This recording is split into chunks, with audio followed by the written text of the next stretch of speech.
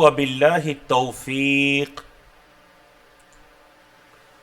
الحمد للہ رب العالمین والصلاة والسلام على اشرف الانبیاء والمرسلین نبینا محمد وعلى آلہ وصحبہ اجمعین، اما بعد۔ آج کی جس خوبصورت نصیحت کے ساتھ ہم سیرت النبی صلی اللہ علیہ وسلم مختصر کورس کو شروع کرنے جا رہے ہیں، وہ بیسیکلی اللہ کے رسول صلی اللہ علیہ وسلم کی ایک حدیث ہے، بڑی پیاری حدیث۔ اس سے پہلے 2 سیشن میں ہم نے علم کو حاصل کرنے کی دعائیں اور فضیلت کے بارے میں جانا تھا۔ آج یہ ہے کہ علم کو حاصل کرنے کا مقصد کیا ہونا چاہیے، چاہے وہ سیرت کا علم ہے، چاہے وہ دوسرے علوم ہیں۔ اللہ کے رسول صلی اللہ علیہ وسلم نے فرمایا من تعلم العلم، جس نے علم کو حاصل کیا، لیباہی بہ العلماء او یماری بہ السفہاء او یصرف بہ وجوہ الناس الیہ ادخلہ اللہ جہنم۔ 3 مقاصد بیان فرما دیے کہ جس نے علم کو حاصل کیا تاکہ وہ علماء کے اندر فخر کر سکے، بڑا بن سکے، یا پھر یہ ہے کہ بیوقوف لوگوں کے ساتھ جا کے بحث مباحثہ کر سکے اس علم کی وجہ سے، یا یہ ہے کہ لوگوں کے چہروں کو اپنی طرف متوجہ کر سکے اپنے علم کی بنیاد پر۔ آپ علیہ الصلوۃ والسلام نے فرمایا ادخلہ اللہ جہنم، اللہ اس کو جہنم میں داخل کرے گا۔ تو اس سے معلوم ہوا کہ علم کو حاصل کرنے کی نیت کبھی بھی یہ نہیں ہونی چاہیے کہ لوگ کہیں بڑا عالم ہے، یا لوگ میری طرف متوجہ ہو جائیں، یا پھر یہ ہے کہ میں علماء سے جا کر ایسے ایسے سوال پوچھوں کہ علماء بھی حیران رہ جائیں گے، یا پھر یہ ہے کہ میں اپنی طرح کے بیوقوف لوگوں سے ہمیشہ بحث مباحثے کے اندر مصروف رہوں گا۔ نہیں، علم کو حاصل کرنے کی یہ نیت، یہ مقصد علم کو حاصل کرنے کا نہیں ہونا چاہیے۔ علم کو حاصل کرنے کا مقصد ہو کہ ہم گناہگاروں کو اللہ کی معرفت حاصل ہو جائے، اپنے رب کو پہچان لیں، اپنے دین کو پہچان لیں، اپنے نبی کریم صلی اللہ علیہ وسلم کو پہچان لیں۔ جب ہم انہیں پہچانیں گے پھر ان پر ایمان لانے کا حق ادا ہوگا، پھر ان کی باتوں کے مطابق اپنی زندگی کو بنانے کا حق ادا ہوگا۔ اللہ رب العزت ہمیں توفیق عطا کرے۔ اور جو آیت کریمہ ہے خوبصورت آج کے سیشن کی ابتدا میں سیرت نبی صلی اللہ علیہ وسلم سے متعلق، وہ سورۃ الاحزاب کی 2 آیات ہیں۔ اللہ رب العزت نے فرمایا یا ایہا النبی، اے نبی، انا ارسلناک شاہدا ومبشرا ونذیرا وداعیا الی اللہ باذنہ وسراجا منیرا۔ نبی کریم صلی اللہ علیہ وسلم کی 5 صفات بیان فرمائی۔ شاہدن، آپ صلی اللہ علیہ وسلم گواہ ہیں، مبشرن، خوشخبری دینے والے ہیں، نذیرا، ڈرانے والے ہیں، متنبع کرنے والے ہیں، داعین الی اللہ باذنہ، اللہ کے حکم سے اس کی طرف دعوت دینے والے ہیں، بلانے والے ہیں، سراجا منیرا، آپ صلی اللہ علیہ وسلم ایک روشن چراغ ہیں، روشن سورج کی مانند ہیں جو کہ دوسروں کو روشنی دے رہے ہیں۔ اللہ اکبر۔ تو یہ اللہ کے رسول صلی اللہ علیہ وسلم کی بڑی خوبصورت 5 صفات ہیں جو کہ سورۃ الاحزاب کے اندر ذکر ہیں۔ تو چلیے اب ہم آتے ہیں اپنے باقاعدہ لیسن کی طرف۔ آج ہم نے انشاءاللہ موضوع نمبر 51 سے لے کر موضوع نمبر 60 تک، 51 to 60، 51 سے لے کر 60 تک پڑھنا ہے، پھر انشاءاللہ 61 سے لے کر 70 تک، اور پھر 71 سے لے کر 75 تک۔ تو کل ہم نے کتنے موضوعات پڑھنے ہیں جی انشاءاللہ؟ 51 سے لے کر 75 تک، 51 سے لے کر 75 تک۔ تو انشاءاللہ ہم اللہ کی توفیق سے ان 75 موضوعات کو پڑھیں گے تو تقریباً ہمارا جو مدنی دور ہے نا وہ ہاف ہو جائے گا، وہ نصف ہو جائے گا۔ تو یہ 25 موضوعات انشاءاللہ اللہ کی توفیق سے ہم نے مکمل کرنے ہیں۔ تو چلیے جی آج کے اپنے پہلے اور ہمارے کورس کے ٹاپک نمبر 51 کی طرف چلتے ہیں، جو کہ ہے واقعہ اسراء و معراج۔ یہ لفظ اصل میں کیا ہے؟ اسراء، حمزہ کی کسرے کے ساتھ، اسرا و معراج، یہ در حقیقت دو سفر تھے، ایک سفر اسرا اور دوسرا سفر معراج۔ اسرا کا سفر بیت اللہ سے لے کر بیت المقدس تک، اور معراج کا سفر بیت المقدس سے لے کر ساتویں آسمان تک، اس کو معراج کہتے ہیں، کیونکہ معراج عروج سے ہے، بلندی کی طرف، ٹھیک ہے جی۔ تو جو بیت المقدس سے آسمانوں کی طرف سفر تھا وہ کیا تھا؟ معراج۔ اور جو بیت اللہ سے بیت المقدس تک کا سفر تھا وہ کیا تھا؟ اسرا۔ اسرا اصل میں عربی زبان کا لفظ ہے جس کا مطلب ہے اسرا یسری سے مصدر ہے، جس کا مطلب ہے رات کے وقت چلانا یا لے جانا۔ اور عرج یعرج جو معراج ہے یہ عرج یعرج سے ہے، جس کا مطلب ہے بلند ہونا یا اوپر کی طرف اٹھنا۔ تو معراج اصل میں اسم آلہ ہے، اسم آلہ ہے، سیڑھی کے معنی میں بھی استعمال ہوتا ہے معراج کا لفظ۔ قرآن مجید کے اندر اس سفر کا ذکر سورۃ الاسراء میں بھی ہے اور سورۃ النجم میں بھی ہے۔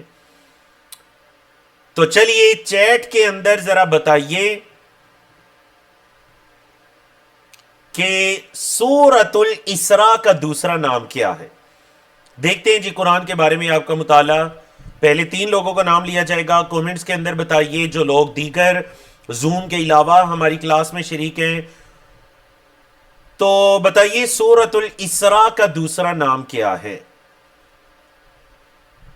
اللہ نے فرمایا نا، سبحان الذی اسری بعبدہ لیلا من المسجد الحرام الی المسجد الاقصی، پاک ہے وہ ذات جس نے چلایا رات کے وقت میں اپنے بندے کو مسجد حرام سے مسجد اقصی تک، الذی بارکنا حولہ، وہ مسجد اقصی جس کے ارد گرد ہم نے برکت ڈالی، لنُرِیَہُ مِنْ آیاتنا، تاکہ ہم نبی کریم صلی اللہ علیہ وسلم کو اپنی نشانیاں دکھائیں، انہو هو السمیع البصیر، بے شک وہ اللہ سننے والا دیکھنے والا ہے۔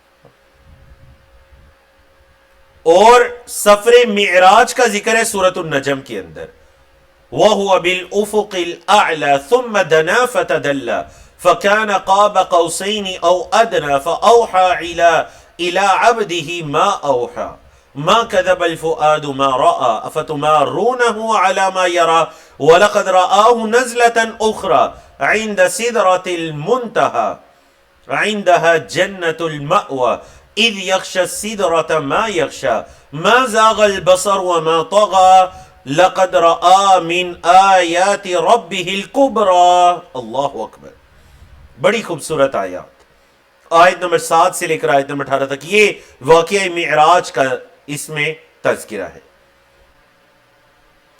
تو سورۃ الاسراء کا دوسرا نام کیا ہے جی؟ ماشاءاللہ آپ میں سے تقریباً 115 سے زیادہ لوگوں کی طرف سے جواب موصول ہوا چیٹ میں، ماشاءاللہ بارک اللہ فیکم۔ تو اور ماشاءاللہ تقریباً تمام لوگوں کے ہی جوابات درست ہیں، مجھے کوئی ایسا جواب دکھائی نہیں دے رہا جو قابل اصلاح ہو۔ تو درست جواب کیا ہے جی؟ سورۃ الاسراء کا دوسرا نام ہے سورۃ بنی اسرائیل۔ کیا نام ہے جی؟ سورت کا دوسرا نام ہے سورۃ بنی اسرائیل۔ بارک اللہ فیکم، ماشاءاللہ ماشاءاللہ۔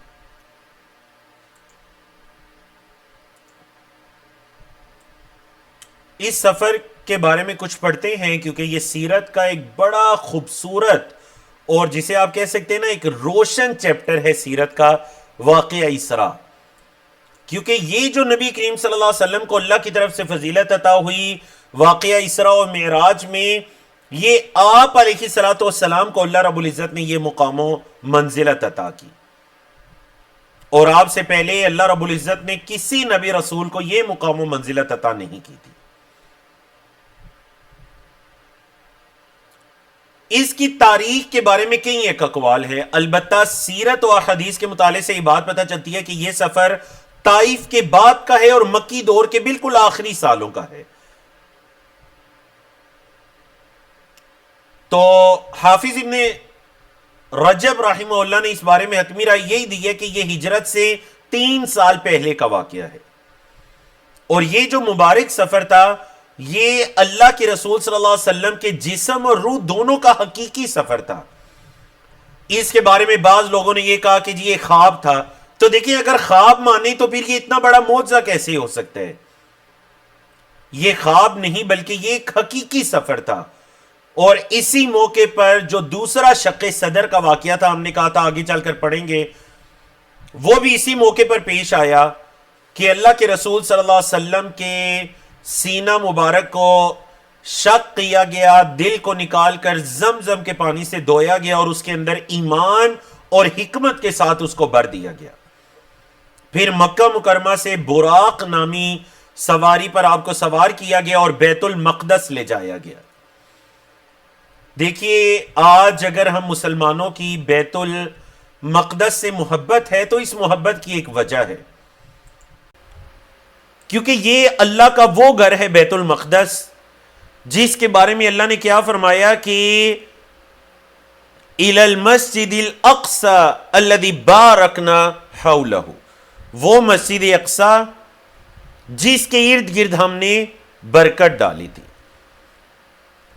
اور ہمیں نبی کریم صلی اللہ علیہ وسلم سے بھی محبت ہے، اور نبی کریم صلی اللہ علیہ وسلم بیت المقدس میں گئے، ہمیں تمام انبیاء سے محبت ہے، بیت المقدس میں تمام انبیاء جمع ہوئے، نبی کریم صلی اللہ علیہ وسلم نے ان کی امامت فرمائی۔ تو صدقے دل کے ساتھ اللہ سے یہ دعا کیجئے کہ اللہ رب العزت اپنے اس گھر بیت المقدس کی مسجد اقصی کی حفاظت فرمائے، جیسے اللہ رب العزت نے ابابیل کو بھیجا، پرندوں کے لشکروں کو بھیجا، اور اللہ رب العزت نے اس گھر کی حفاظت فرمائی۔ اے اللہ ہم تجھ سے یہ دعا کرتے ہیں کہ تو ہی اپنے اس گھر کی حفاظت فرما اور وہاں رہنے والوں کی حفاظت فرما، اور اے اللہ ہر طرح کے کفار کے ظلم سے اللہ ان کو نجات عطا کر۔ اللہ اکبر، اللہ سے یہ دعا کیا کریں، فَاتَّقُوا اللَّهَ مَا اسْتَطَعْتُمْ، اللہ آپ سے اتنا سوال کرے گا جتنی آپ طاقت رکھتے تھے، اور میں اور آپ دعا کرنے کی طاقت رکھتے ہیں۔ اے اللہ اگر اس قبلہ اول کے لیے جان بھی پیش کرنی پڑی تو انشاءاللہ ہم جانوں کو پیش کرنے کا بھی جذبہ رکھتے ہیں، اور اے اللہ تجھ سے دعا کرتے ہیں جس کی ہم فی الوقت استطاعت رکھتے ہیں کہ اللہ اس کی حفاظت فرما۔ نبی کریم صلی اللہ علیہ وسلم نے مسجد اقصی کے اندر بیت المقدس کے اندر انبیاء کرام کی امامت کروائی۔ اسی مناسبت سے نبی کریم صلی اللہ علیہ وسلم کا ایک خوبصورت لقب کیا ہے، امام الانبیاء والمرسلین۔ پھر اللہ کے رسول صلی اللہ علیہ وسلم کو بیت المقدس سے جبریل امین کی معاونت میں ان کی معیت کے اندر آسمانوں کی طرف لے جایا گیا۔ ہر آسمان پر مختلف انبیاء رسول نے نبی کریم صلی اللہ علیہ وسلم کو اہلاً و سہلاً کہا۔ سب سے پہلے آسمان پر ہمارے اساتذہ کرام کہتے تھے اگر آپ یہ مجموعہ یاد کر لینا آیاہما، تو آپ کو ساتوں آسمانوں پر جس آسمان پر جس نبی سے ملاقات ہوئی تھی نا یہ یاد ہو جائے گا۔ مثال کے طور پر پہلے آسمان پر ملاقات ہوئی حضرت آدم علیہ السلام سے، دوسرے آسمان پر 2 نبیوں سے ملاقات ہوئی، مطلب یاد رکھیں دوسرا آسمان ہے تو 2 نبی ہیں، باقی سب پر ایک ایک ہیں، صرف دوسرا آسمان ہے تو 2 نبی ہیں، حضرت یحییٰ اور حضرت عیسیٰ علیہم السلام۔ تیسرے آسمان پر یوسف علیہ السلام، چوتھے آسمان پر ادریس علیہ السلام، 5ویں آسمان پر حضرت ہارون علیہ السلام، 6ٹھے آسمان پر حضرت موسیٰ علیہ السلام، اور 7ویں آسمان پر حضرت ابراہیم علیہ السلام۔ تو یہ 7 آسمانوں پر 8 انبیاء رسول سے نبی کریم صلی اللہ علیہ وسلم کی ملاقات ہوئی تھی۔ سمجھ آگی نا آپ کو ان الفاظ کے بارے میں؟ مطلب یہ آیاہما ہر نبی کے نام کا شارٹ کٹ ہے، ہر نبی کے نام کا پہلا لیٹر اس گروپ کے اندر جمع ہے، آیاہما، جو آپ کو کلر دکھائی دے رہا ہے۔ پھر 7ویں آسمان سے اللہ کے رسول صلی اللہ علیہ وسلم کو سدرۃ المنتہا اور پھر بیت المعمور دکھایا گیا۔ اللہ نے اس موقع پر وحی فرمائی اور 50 نمازیں فرض کی، جو کہ حضرت موسیٰ علیہ السلام کے کہنے پر آپ نے کم کروائیں، یہاں تک کہ 5 ہو گئیں۔ حضرت موسیٰ علیہ السلام کا اصرار تھا کہ مزید کم ہوتی، لیکن اللہ رب العزت نے کیا فرمایا؟ ہی خمسن، یہ ہیں تو 5، وہی خمسون، لیکن ہیں یہ 50۔ لا یبدل القول لدیہ، کیونکہ میرے ہاں بات کو بدلا نہیں جاتا۔ اے محمد صلی اللہ علیہ وسلم، آپ کی امت کے لوگ یہ 5 نمازیں پڑھیں گے اور میرے ہاں اجر و ثواب 50 کا ہے۔ اللہ اکبر۔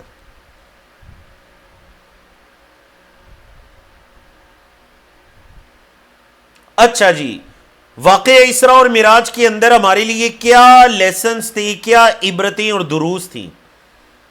نمبر 1، اس میں اللہ کی عظمت اور شرف کا بیان تھا۔ نمبر 2، اہل مکہ و طائف کی طرف سے ملنے والی جو اذیتیں تھی اللہ کے رسول صلی اللہ علیہ وسلم پر، اس میں اللہ کے رسول صلی اللہ علیہ وسلم کے لیے ایک دلجوئی اور تسلی تھی۔ نمبر 3، آپ صلی اللہ علیہ وسلم کی نبوت اور رسالت کا قیامت تک باقی رہنا اور تمام امتوں کے لیے اس کا عام ہونا۔ نمبر 4، اللہ کا اپنے پیغمبر حضرت محمد صلی اللہ علیہ وسلم کو نشانیاں دکھانا۔ وَلَقَدْ رَأَى مِنْ آيَاتِ رَبِّهِ الْكُبْرَى، اور فرمایا لِنُرِيَهُ مِنْ آيَاتِنَا، تاکہ ہم دکھائیں انہیں اپنی آیات، اپنی نشانیاں۔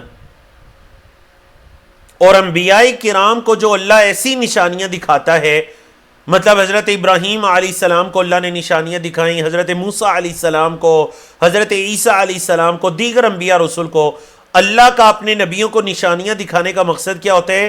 لِيَكُونَ مِنَ الْمُوقِنِينَ، تاکہ وہ مزید یقین کرنے والوں میں سے ہو جائیں۔ تو چلتے ہیں ٹاپک 52 کی طرف، اور یہ ہے ہجرت مدینہ کا آغاز اور ابتدائی مہاجرین۔ بیعت عقبہ ثانیہ نے مسلمانوں کے لیے مدینہ منورہ کی راہ ہموار کر دی تھی، جیسا کل ہم نے پڑھا۔ اب وہاں ہجرت کر کے مسلمان مدینہ منورہ کے اندر امن و امان کی زندگی گزار سکتے تھے۔ اوس اور خزرج کے قبیلوں کے تقریباً ہر دوسرے گھر کے اندر اسلام داخل ہو چکا تھا۔ مشرکین مکہ کے مظالم کسی صورت نہیں رک رہے تھے۔ اب مسلمان موقع ملتے ہی ہجرت کرنے لگے۔ سب سے پہلے حضرت ابو سلمہ رضی اللہ تعالیٰ انہوں نے ہجرت کی۔ آپ کے علم میں ہے، انہوں نے اپنی زوجہ ام سلمہ کو ساتھ لے جانا چاہا، اپنے بچوں کو، تو مشرکین نے ان کے بیوی بچوں کو یہ کہہ کر روک لیا کہ یہ مکہ کے ہیں، ان کو ہم نہیں جانے دیں گے۔ حضرت ابو سلمہ اکیلے نکلتے ہیں اور ہجرت کرتے ہیں۔ پھر حضرت سہیب رومی رضی اللہ تعالیٰ عنہ، پھر حضرت عمر اور دیگر کئی مسلمان موقع ملتے ہی ہجرت کرتے ہیں۔ لیکن اللہ کے رسول صلی اللہ علیہ وسلم ابھی اللہ کی طرف سے حکم کے انتظار میں ہے۔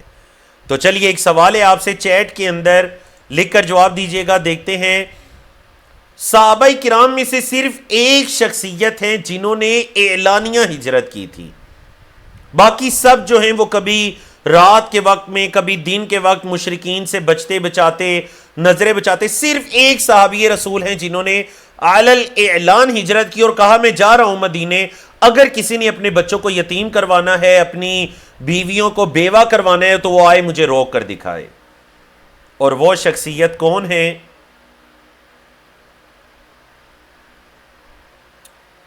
ماشاءاللہ ماشاءاللہ 60+ لوگوں کا جوابات درست ہیں۔ سب سے پہلے جنہوں نے درست جواب دیا وہ ہیں زل ہارون اور جمیل قریشی صاحب، اور تیسرے ہیں شیراز کنڈی صاحب، بارک اللہ فیکم۔ اور اس کے بعد ماشاءاللہ بہت تقریباً تمام جوابات 100+ ہو گئے، سب کے جوابات درست ہیں۔ وہ ہیں حضرت عمر ابن خطاب رضی اللہ تعالیٰ عنہ۔ حضرت عمر بن خطاب، جن کو صحابہ کرام کہتے تھے اے عمر، ان کی وفات کے بعد بھی کہتے ہیں اے عمر اللہ آپ سے راضی ہو، اللہ آپ سے راضی ہو۔ کفار منافقین جن کے دلوں میں دین اسلام کے لیے بغض ہے، حسد ہے، وہ آپ کی زندگی میں بھی آپ کو اچھا نہیں جانتے تھے اور آپ کے بعد بھی آپ کو اچھا نہیں جانتے، اللہ اکبر. تو حضرت ہم کہہ سکتے ہیں حضرت عمر بن خطاب، حضرت ابوبکر صدیق، حضرت عثمان غنی، حضرت علی المرتضیٰ، یہ وہ خلفائے راشدین ہیں جن سے محبت ہمارے ایمان کا معیار ہے. دل میں جتنا خوبصورت اور جتنا پختہ ایمان ہے، ان صحابہ کرام سے اتنی ہی محبت ہے. دل جتنے میلے ہو چکے ہیں، نعوذ باللہ صحابہ کرام کے بارے میں زبانیں اور دل اتنے غیر محفوظ ہوتے جائیں گے. صحابہ کرام کے بارے میں دلوں کو صاف کیجئے، پاک صاف کیجئے. اگر ان سے کوئی غلطی کوتاہی ہوئی بھی تو یاد رکھیے گا ان کی نیکیاں اتنی زیادہ ہیں کہ مجھے اور آپ کو ان کی غلطیوں کے بارے میں گفتگو کرنے کی اور اس کو اچھالنے کی ضرورت نہیں ہے. چاہے وہ حضرت علی بن ابی طالب رضی اللہ تعالیٰ عنہ ہے، حضرت امیر معاویہ رضی اللہ تعالیٰ عنہ ہے، یا دیگر صحابہ کرام. ان کی حسنات اتنی زیادہ ہیں، ان کی قربانی اتنی زیادہ ہیں، ان کی پرورش کرنے والے، ان کی تربیت کرنے والے جناب نبی کریم صلی اللہ علیہ وسلم تھے. اس سے اہل ایمان کی زبانوں پر تالا لگ جاتا ہے کہ جن ہستیوں کی تربیت اللہ کے رسول صلی اللہ علیہ وسلم نے کی، کیسے ہماری زبانیں ان کے بارے میں گفتگو کر سکتی ہیں. تو یہ صحابہ کرام تھے، موقع ملتے ہی اپنے مال، اپنے جانیں خطرے میں ڈال کر، اپنے اہل و یال کو مکہ میں بے یار و مددگار چھوڑ کر مدینہ منورہ ہجرت کرنا شروع ہو جاتے ہیں. ہجرت کرنا کیا کوئی اتنا آسان کام ہے؟ ہجرت کا مطلب ہے اس گھر کو بھی چھوڑیں، بچوں کو بھی چھوڑیں، گھر والوں کو بھی چھوڑیں، خاندان کو بھی چھوڑیں، مکہ مکرمہ کو بھی چھوڑیں اور مدینہ منورہ چلے جائیں. اور یہ بھی نہیں پتا کہ راستے کے اندر جان بھی محفوظ ہے یا نہیں. تو مشرکین کی حالت عجیب ہو گئی، ہر ٹائم اسی ٹو میں لگے رہتے کہ اب کون نکل کر جا رہا ہے مدینے کی طرف. ہر ٹائم جاسوسی، کبھی ادھر کبھی ادھر، اپنے مختلف جاسوس مکے کی آبادیوں کے اندر چھوڑتے. کیوں؟ کیونکہ انہیں ڈر تھا کہ اب جب صحابہ کرام نکلنا شروع ہو گئے ہیں تو کوئی وقت ایسا ہوگا کہ اللہ کے رسول صلی اللہ علیہ وسلم بھی تشریف لے جائیں گے. تو یہ سارے لوگ دار الندوہ جہاں پر یہ مشورے کیا کرتے تھے وہاں پر جمع ہوئے، بڑے بڑے سارے سردار. اور جو دلچسپ بات ہے وہ یہ کہ ابلیس ملعون بھی اس مجلس کے اندر آیا. ابلیس اور آ کر ایک انسانی، ایک نجد کے ایک سردار کی شکل میں آیا اور کہنے لگا میں بھی اس مجلس کے اندر شرکت کرنا چاہتا ہوں، تاکہ ان لوگوں کو مزید گمراہ کر سکے. تو پہلے ایک سردار نے یہ کہا کہ اس طرح کرتے ہیں، نبی کریم صلی اللہ علیہ وسلم کو مکہ سے نکال دیتے ہیں. کہنے لگا یہ تو کوئی رائے نہ ہوئی، اگر تم نے محمد صلی اللہ علیہ وسلم کو نکال دیا مکہ سے تو آپ صلی اللہ علیہ وسلم کہیں اور جا کر قوت پکڑ لیں گے اور پھر ایک دن تم پر حملہ کریں گے. سب نے کہا بات تو ٹھیک ہے. پھر ایک نے کہا کہ اس طرح کرتے ہیں، حضرت محمد صلی اللہ علیہ وسلم کو قید کر لیتے ہیں. کہا یہ وہ شیطان ابلیس کہنے لگا یہ رائے بھی درست نہیں ہے، اگر تم نے قید کر لیا تو ان کے خاندان کے لوگ یا کوئی نہ کوئی آ کر ان کو چھڑا لے گا. پھر ابو جہل کی طرف سے یہ رائے آتی ہے کہ محمد صلی اللہ علیہ وسلم کو نعوذ باللہ قتل کر دیتے ہیں. کہنے لگے اور اس قتل کے اندر بڑی جو قبائل ہیں ہر قبیلے کا ایک شخص شریک ہوگا تاکہ کسی ایک قبیلے کو خون کا بدلہ نہ ادا کرنا پڑے. جب آپ صلی اللہ علیہ وسلم کے خاندان کے لوگوں نے خون کا بدلہ مانگا تو سارے قبائل نکل آئیں گے، اس طرح وہ سب سے بدلہ تو نہیں لے سکیں گے. سمجھے آپ، یہ مشورے چل رہے ہیں. اور پھر ابلیس نے کہا یہ ہے وہ سر رائے، اور سب کا اس پر اتفاق ہو جاتا ہے. ہر قبیلے سے ایک بہادر جنگجو ماہر جو بندہ تھا لڑنے کے اندر مرنے کے اندر، اس کو منتخب کر لیا گیا، سلیکٹ کر لیا گیا. اور اسی اسنا میں اللہ کے رسول صلی اللہ علیہ وسلم کو اللہ رب العزت کی طرف سے ہجرت کرنے کی اجازت مل جاتی ہے. آپ صلی اللہ علیہ وسلم کو جیسے ہی اجازت ملی، دوپہر کا وقت تھا، اللہ کے رسول صلی اللہ علیہ وسلم چل کر جاتے ہیں حضرت ابوبکر صدیق رضی اللہ تعالیٰ عنہ کے گھر کی طرف. حضرت ابوبکر صدیق فرمانے لگے اے اللہ کے رسول صلی اللہ علیہ وسلم آپ نے کیوں تکلیف کی، مجھے بلا لیا ہوتا. اللہ کے رسول صلی اللہ علیہ وسلم نے فرمایا اے ابو بکر، ان گھر والوں کو ذرا باہر کیجئے، میں نے آپ سے کوئی بات کرنی ہے۔ کہنے لگے اے اللہ کے رسول صلی اللہ علیہ وسلم، یہ آپ کے اہل و عیال ہیں، آپ بات کیجئے۔ آپ صلی اللہ علیہ وسلم نے فرمایا فَإِنِّي قَدْ أُذِنَ لِي فِي الْخُرُوجِ۔ آپ دیکھیے جسے آپ بچپن سے سنتے آئے ہیں نا، رفیق سفر، رفیق غار، رفیق ہجرت، حضرت ابوبکر صدیق، ذرا ان کی شخصیت کو دیکھیے جن کے بارے میں اللہ کے رسول صلی اللہ علیہ وسلم نے فرمایا میں نے ہر کسی کے احسان کا بدلہ چکا دیا الا ابا بکر، سوائے ابو بکر کے، اس کے احسانوں کا بدلہ اللہ ہی اسے چکائے گا۔ اللہ اکبر۔ حضرت ابوبکر صدیق کہتے ہیں اللہ کے رسول صلی اللہ علیہ وسلم کیا کوئی ایسا بھی ہوگا جسے جنت کے 8 دروازے بلائیں گے؟ آپ صلی اللہ علیہ وسلم نے فرمایا ہاں ابو بکر، ایسے بھی ہوں گے میری امت کے لوگ جنہیں جنت کے 8 دروازے بلائیں گے، اور مجھے امید ہے ابو بکر وہ تم ہوگے۔ اللہ اکبر۔ جسے جنت کے 8 دروازے بلائیں گے کہ آؤ مجھ سے گزر کر جنت میں داخل ہو۔ حضرت ابوبکر صدیق کو پتہ چلتا ہے کہ نبی کریم صلی اللہ علیہ وسلم کو ہجرت کی اجازت مل گئی ہے، اللہ کی طرف سے حکم ہو گیا کہ نکلیے مدینہ کی طرف۔ صرف زبان سے یہ الفاظ نکلے الصحبت یا رسول اللہ، اے اللہ کے رسول صلی اللہ علیہ وسلم اس سفر میں آپ کی صحبت چاہیے، اس سفر میں آپ کی رفاقت چاہیے۔ قال نعم، آپ صلی اللہ علیہ وسلم نے فرمایا ہاں ابو بکر، میں نے اس سفر میں تمہیں ہی اپنا رفیق چنا ہے۔ قالت عائشہ، حضرت عائشہ جو چھوٹی عمر میں تھی کہتی ہیں فرأیت ابا بکر یبکی، میں نے اپنے والد گرامی ابو بکر کو دیکھا رونا شروع ہو گئے، رونا شروع ہو گئے۔ وما كنت احسب يحسب ان احدا يبكي من الفرح، حالانکہ اس سے پہلے تو مجھے پتہ ہی نہیں تھا کہ کوئی خوشی کی وجہ سے بھی روتا ہے۔ جب میں نے اپنے والد گرامی کو دیکھا کہ انہیں آپ صلی اللہ علیہ وسلم کے ساتھ ہجرت کرنے کی اجازت مل چکی ہے، خوشی سے رونے لگے، تو اس دن جا کر مجھے پتا چلا کہ آنسو صرف غم کے نہیں ہوتے، آنسو خوشی کے بھی ہوتے ہیں۔ اللہ اکبر۔ یہ ہیں حضرت ابوبکر صدیق رضی اللہ تعالیٰ عنہ۔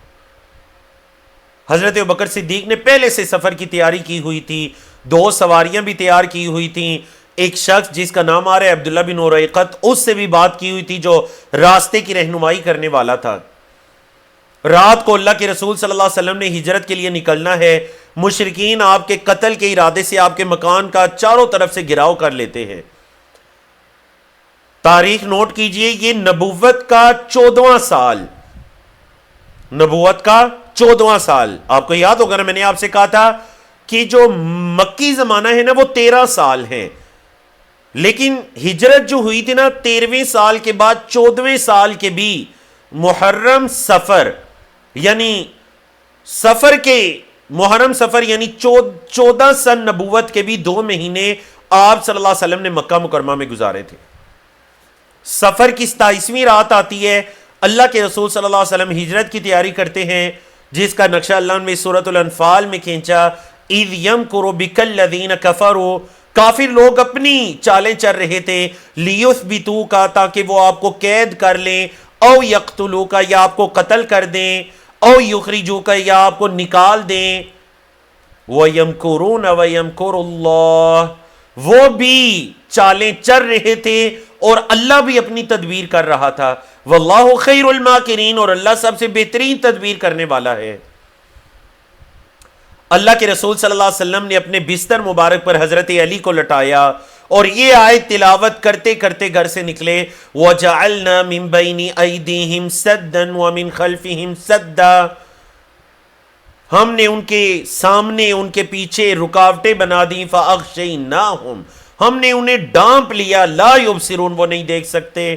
اور نبی کریم صلی اللہ علیہ وسلم نے چھوٹے پتھروں کی ایک مٹھی بھری اور مشرکین کی طرف پھینک دی، جس سے ان کی قوت بصارت چلی گئی، اور اللہ کے رسول صلی اللہ علیہ وسلم وہاں سے صحیح سلامت نکلے۔ حضرت ابوبکر صدیق رضی اللہ تعالیٰ عنہ کو ساتھ لیا، اور ساتھ لینے کے بعد آپ علیہ الصلوۃ والسلام کی بہترین حکمت عملی دیکھیے۔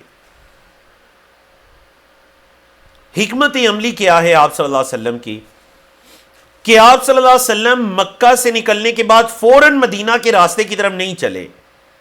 3 دن تک اللہ کے رسول صلی اللہ علیہ وسلم 27 سفر کو نکلے. 3 دن تک اللہ کے رسول صلی اللہ علیہ وسلم مکہ مکرمہ میں رہے. مدینہ جو ہے وہ مکہ مکرمہ کے شمال میں تھا. نبی کریم صلی اللہ علیہ وسلم شمال میں نہیں گئے بلکہ بالکل اس کے اپوزٹ جنوب کی طرف چلے گئے.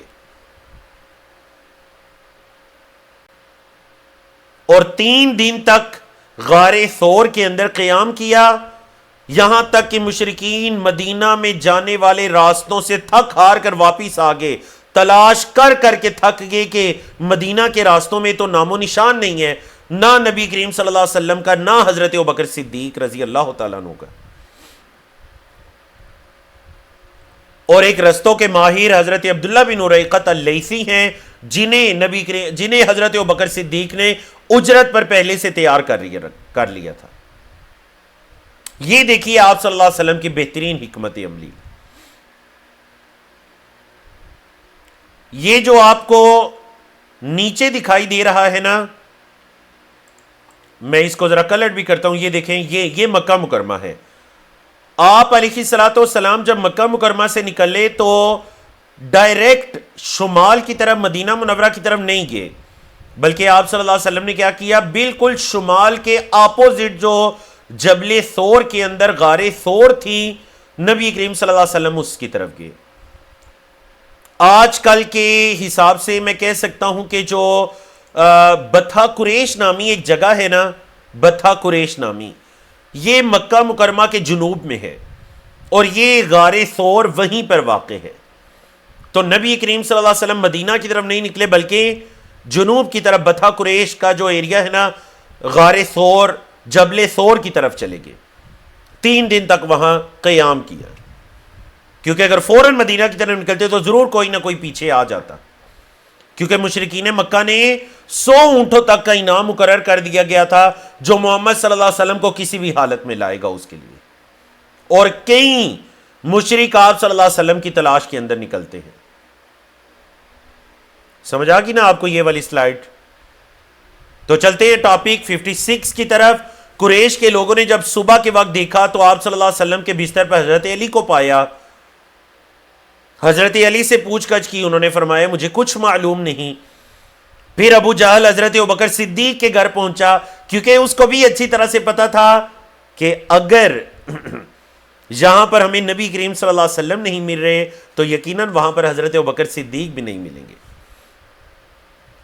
حضرت عائشہ کی بڑی بہن حضرت اسماء بنت ابی بکر رضی اللہ تعالیٰ عنہما ان پر ظلم کیا، مارا پیٹا کہ وہ بتائیں، لیکن انہوں نے کچھ بھی نہیں بتایا. بالآخر انہوں نے انعام مقرر کر دیا. کئی لوگ آپ صلی اللہ علیہ وسلم کی تلاش میں نکلے.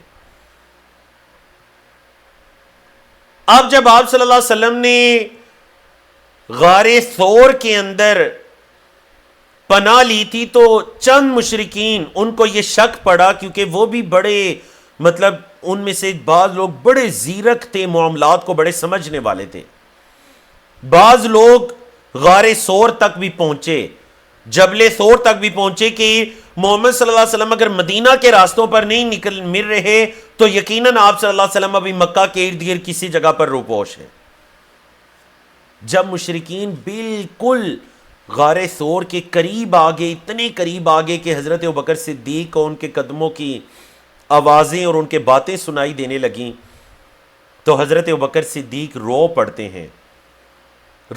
ہیں. بعد میں کہا کرتے اللہ کے رسول صلی اللہ علیہ وسلم میں اپنی وجہ سے نہیں رویا، اگر مجھے کوئی نقصان پہنچتا تو ایک عام انسان کو نقصان پہنچنا تھا، لیکن اگر آپ کو نقصان پہنچتا تو ایک نبی رسول کو نقصان پہنچنا تھا. اللہ کی وحی کس پر آتی، اللہ کا پیغام کس پر آتا؟ نبی کریم صلی اللہ علیہ وسلم نے تسلی دی، اے ابوبکر ما ظنک باثنین اللہ ثالثہما، اے ابوبکر ان 2 لوگوں کے بارے میں تیرا کیا گمان ہے جن کا تیسرا اللہ ہے. اور قرآن مجید کے اندر بھی اللہ رب العزت نے اس واقعے کا تذکرہ کیا، اذ یقول لصاحبہ لا تحزن ان اللہ معنا. حضرت ابوبکر صدیق رضی اللہ تعالیٰ عنہ کی صحبت قرآن مجید سے ثابت ہے. جب محمد صلی اللہ علیہ وسلم فرما رہے ہیں لصاحبہ، اپنے صاحب سے، لا تحزن، پریشان مت ہوئیے، ان اللہ معنا، بے شک اللہ ہمارے ساتھ ہے، اللہ اکبر۔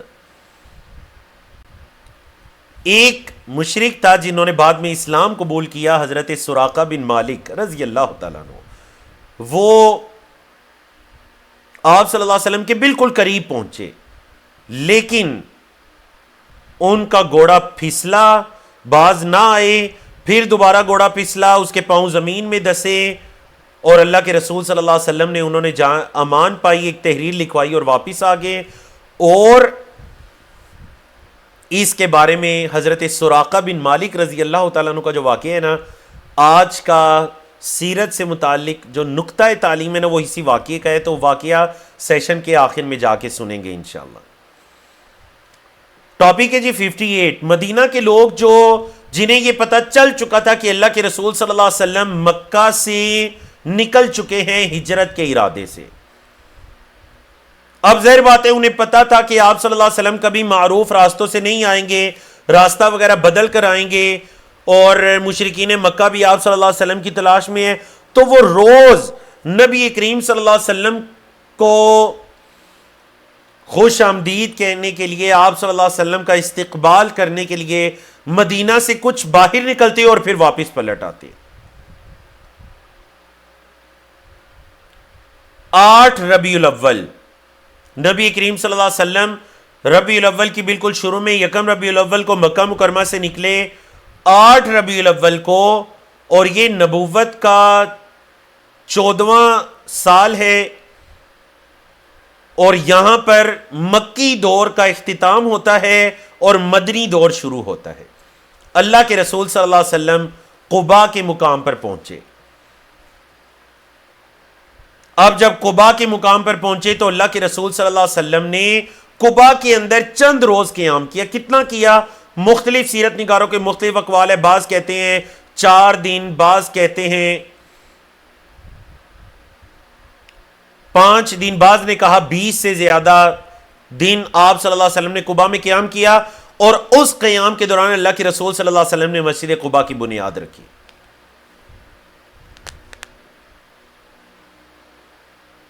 پھر اللہ کے رسول صلی اللہ علیہ وسلم وہاں سے جمعے کے روز اپنے ننیال بنو نجار کی معیت میں نکلے اور مدینہ منورہ کے اندر داخل ہونے کا ارادہ کیا۔ ابھی بنو سالم بن عوف میں پہنچے تھے، جمعے کی نماز کا وقت ہو گیا، آپ صلی اللہ علیہ وسلم نے 100 لوگوں کی معیت میں وہاں جمعے کی نماز ادا کی، جہاں آج بھی مسجد جمعہ واقع ہے۔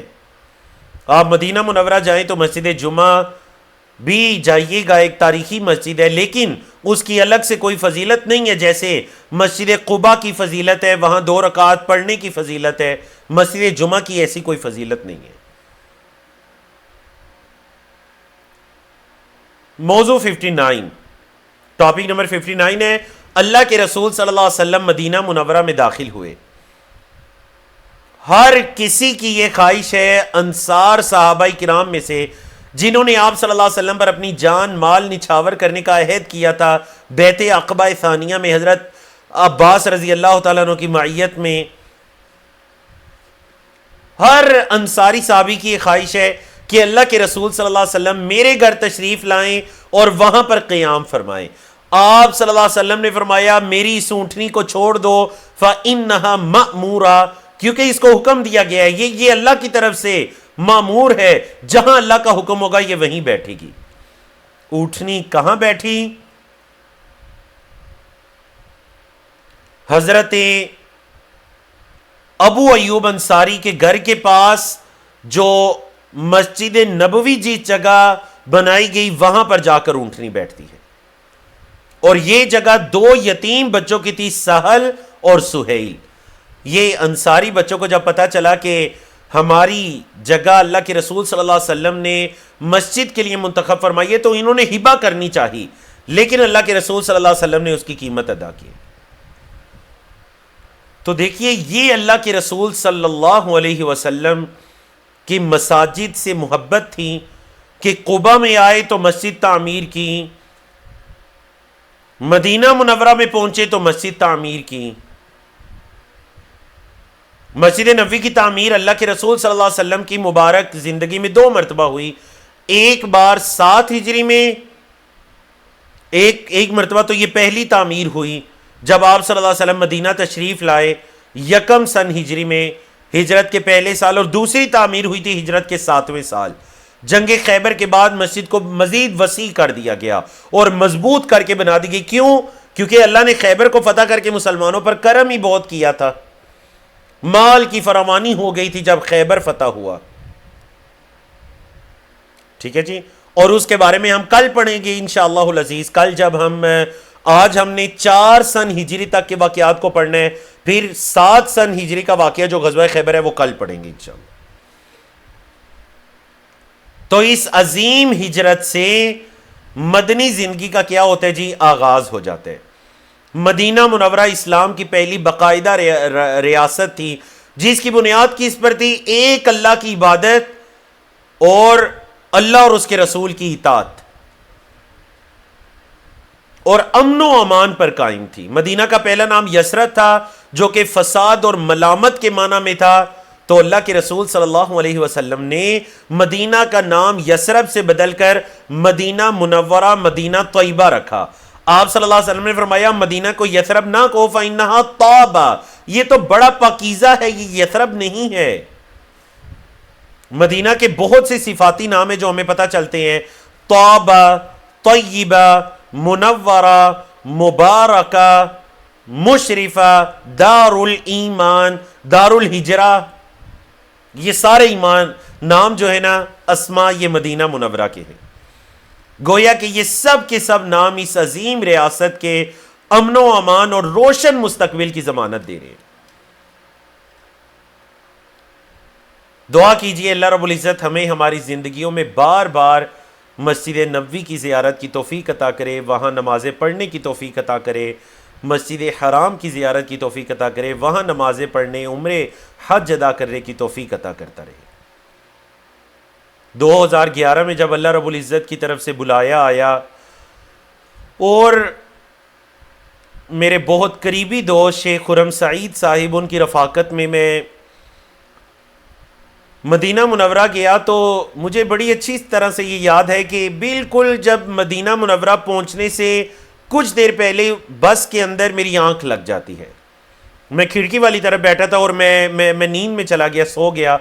شیخ خرم سعید صاحب انہوں نے مجھے جگایا نہیں، اور جب بس اس جگہ پر پہنچی جس جگہ سے بالکل مسجد نبوی کے مینار دکھائی دے رہے تھے، تو انہوں نے مجھے جگایا اور میرا منہ بھی کھڑکی کی طرف تھا، تو جیسے ہی میری آنکھیں کھلی سامنے مسجد نبوی کے مینار دکھائی دے رہے تھے۔ تو وہ منظر الفاظ نہیں ہے بیان کرنے کے لیے، یقیناً جو گئے یا جو جانے کی تڑپ رکھتے ہیں وہ اس چیز کو، اس احساس کو جان سکتے ہیں۔ اللہ اکبر۔ تو یہ نبی کریم صلی اللہ علیہ وسلم کی پیاری مسجد، تقوی، ایثار، قربانی، اچھے اخلاق، تواضع، عاجزی، انکساری، ایک دوسرے کی مدد، اخوت، دین کا علم حاصل کرنا، سیکھنا، سکھانا، ایک اللہ کی عبادت کرنا، اسی اللہ سے مانگنا۔ مسجد نبوی کی بنیاد کتنی پیاری چیزوں پر اللہ کے رسول صلی اللہ علیہ وسلم نے رکھی۔ اللہ اکبر۔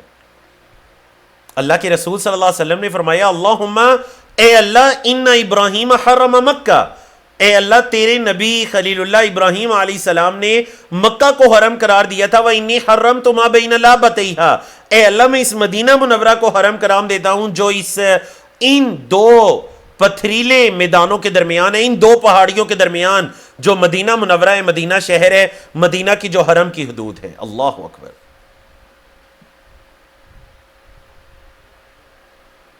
اللہ کے رسول صلی اللہ علیہ وسلم کی ہجرت کے وقت اگر دیکھا جائے تو مدینہ منورہ میں 3 طرح کے لوگ آباد تھے، اور ہمارا ٹاپک ہے 61۔ ایک مسلمان، دوسرے کفار اور تیسرے یہود۔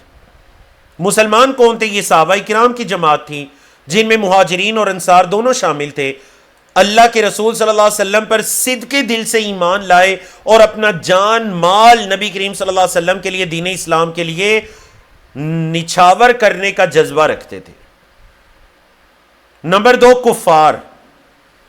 یہ مدینہ کے رہائشی تھے، ابھی تک اللہ کے رسول صلی اللہ علیہ وسلم پر ایمان نہیں لائے.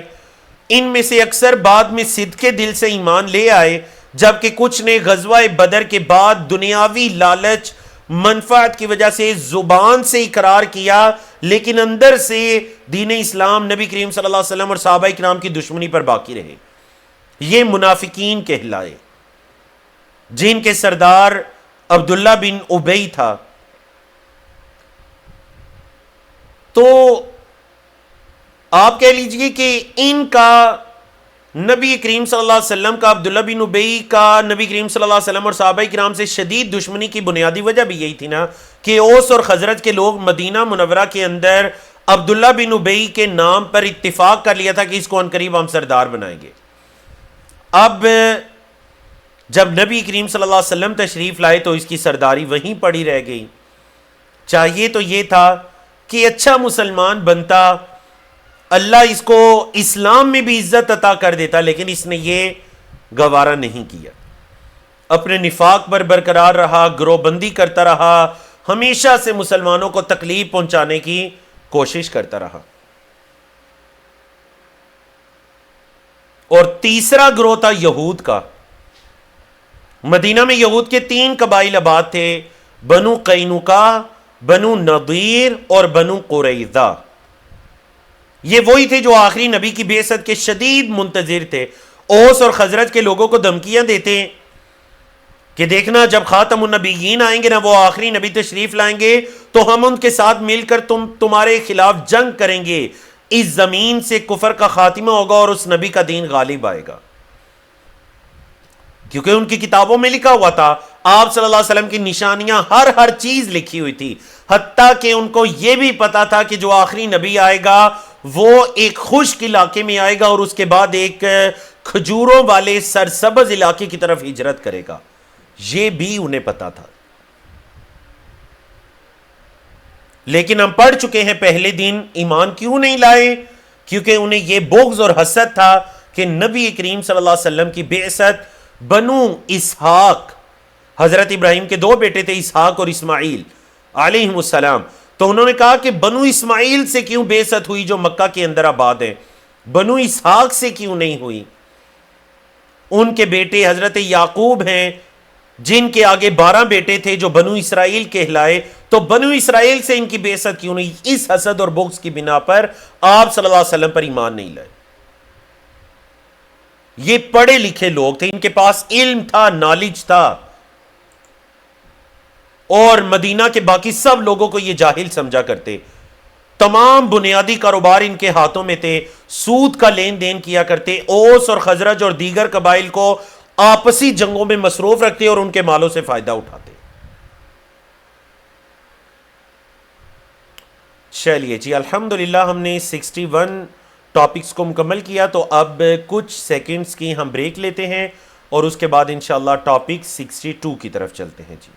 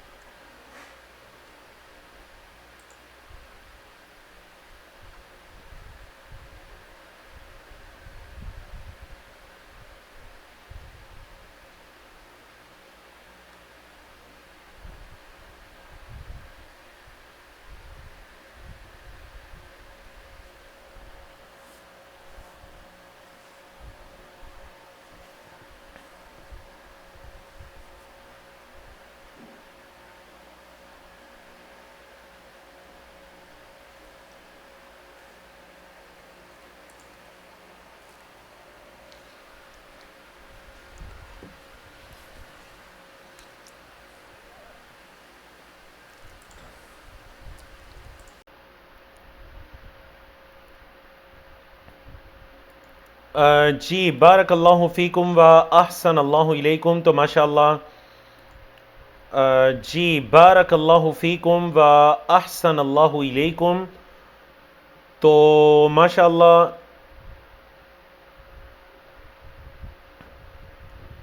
کل بھی الحمدللہ آپ لوگ ہماری اس کلاس کے اندر 600 پلس لوگ ہمارے ساتھ موجود تھے. آج بھی ماشاءاللہ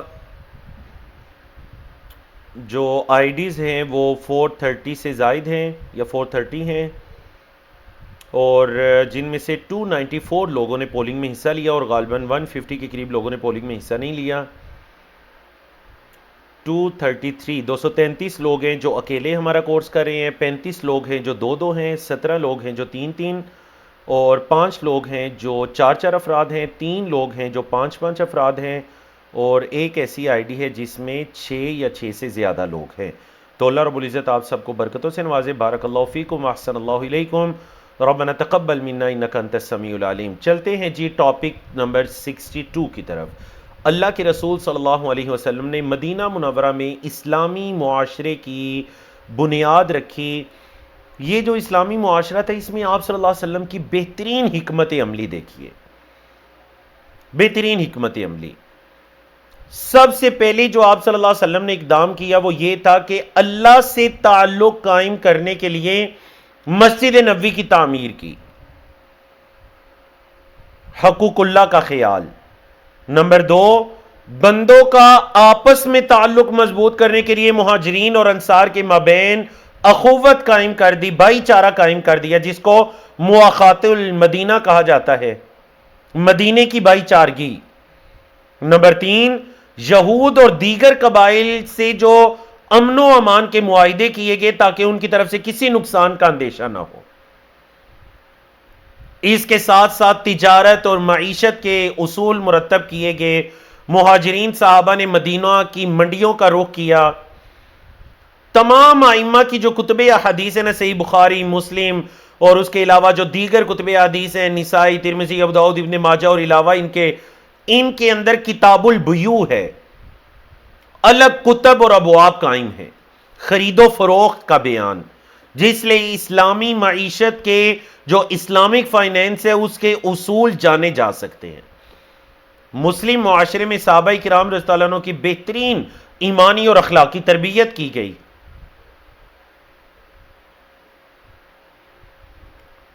اب